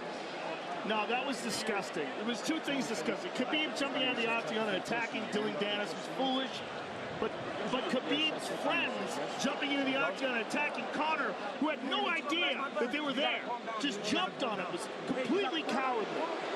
And just, I know they're friends with him and they got caught up in the moment, but it's so unnecessary, so terrible for the sport, and ruins this moment, which is an incredible moment for Khabib. And we have to get back to it, to that end. This replay brought to you by Nemiroff, bold character since 1872. Well, let's take a look at it here. This is the end of the fight. Khabib takes Conor down. Again, ties up his legs, gets his back, drags him to the ground.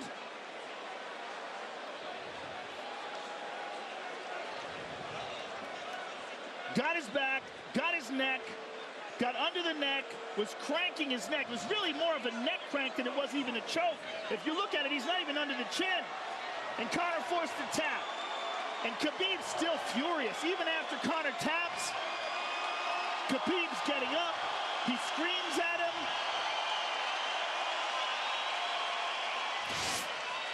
I mean, this is awful. Incredible performance by Khabib. But then to have this afterwards is just so disappointing. Well, and Khabib is such a calculated, well-thought individual that it's going to be interesting to hear from him as to why he exploded in such fashion. He's asking where his belt is now. Mick Maynard, our matchmaker, holding on to the gold, but... You know, and this is not going to end here. This is what's unfortunate. This is going to spill out onto the streets. There's a lot of Russian fans. There's a lot of Irish fans. A lot of alcohol. There's a lot of booze and a lot of chaos. The big picture of this whole thing is you're a champion and you got to carry yourself as one. And now everybody who follows you is going to be instigated by this as well. So yeah, you're right, Joe. There's going to be fights everywhere tonight. Just when you thought maybe you had seen it all. An amazing night of mixed martial arts competition, somewhat marred here late by the fight after the fight. Dana White's in front of us right now, just disgusted by the whole thing. Saying that Khabib probably won't be fighting again for a long time, and maybe not Conor either. Well, Conor didn't do anything. I mean, Conor lost, but he stayed there and he got attacked. True. Khabib jumped out of the octagon, attacked Dylan Dennis. His friends jumped into the octagon and attacked Conor. Conor didn't even retaliate. I mean, he got jumped. Yeah, that's what it amounts to. What's crazy is Khabib doing that. He's going to get fined. He's likely going to get suspended. This is awful. It's just not a pretty way to become champion, in my opinion. It's not how I would want it. And just, I can't overstate how out of character it is for the eternally composed Khabib Nurmagomedov. Sure. Well, he's a respectful man, and when he's disrespected, he takes it extremely personally. He doesn't think this is just a game. This isn't fun. It's not promotion. For him, this is deeply, deeply personal. It's rooted. It went all the way to families for these two gentlemen, so it's a big deal for both of them. Here's what's going to happen. What's going to happen is, this is what I believe. If I put this belt on you, everybody's going to start throwing shit into the octagon. Brother, are you ready for this? Look, not other people might get hurt.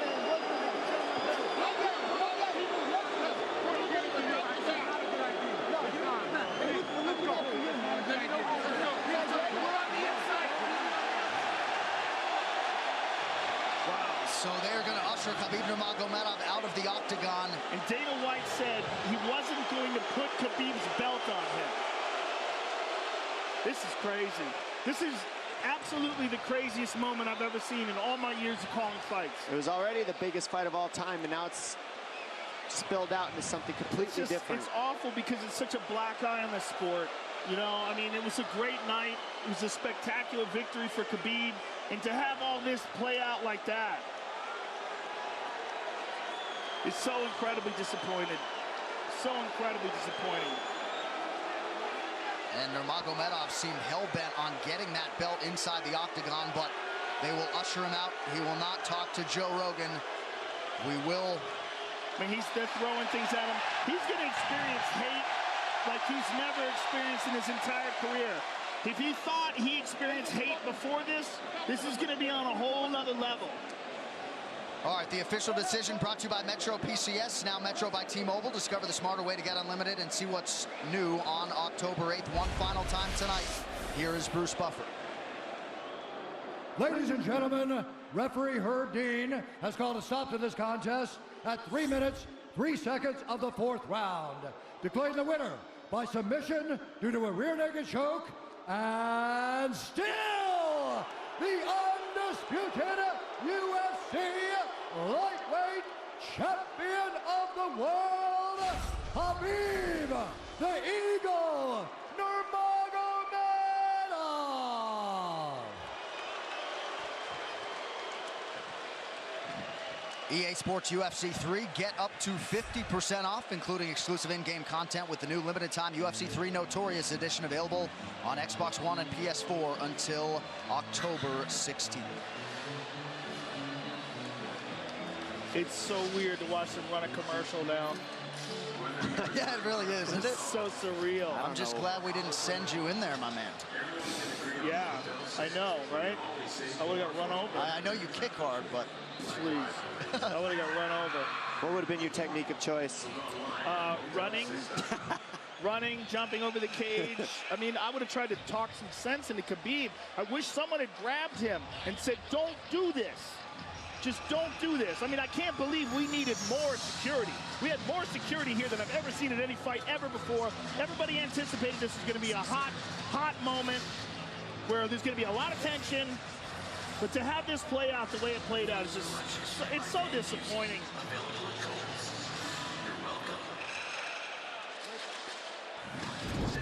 UFC 229, Khabib versus McGregor, has been brought to you by Harley-Davidson. When you fire up an HD motorcycle, adrenaline kicks in and refuses to tap out. Check it out at h-d.com/explore. And by Motel 6. When you're ready to tap out, book online at motel6.com. We'll leave the light on for you. On Saturday, October 27th, the UFC returns with a stacked card in the main event. Top 10 light heavyweights clash as knockout artist Volkan Oezdemir takes on surging contender Anthony Lionheart Smith. Plus, electrifying athletes from Canada and around the globe. UFC Fight Night, Volkan versus Smith. On Saturday, October 27th. Only on Fox Sports 1. Well, it was a night they will be talking about for years to come. The executive producers of the Ultimate Fighting Championship, UFC President Dana White, Ari Emanuel, and Patrick Weitzel. Our executive VP of Operations and Production is Greg Borsari. Our coordinating producer, Zach Candido. Tonight's show has been produced by Michael LaPlante, directed by Anthony Pasquale Giordano. Our technical producer, Al Connell. the Black Beast Derek Lewis with a rally to stun and knock out Alexander Volkov, and he puts himself firmly in heavyweight title contention. Jaws drop throughout the arena as the Black Beast makes it 9 wins in his last 10 UFC starts. Big showcase for Dominic Reyes here tonight, and man, did he take advantage of it. Nearly got the finish, but he gets the decision win over Ovince St. Preux to remain undefeated at 10-0.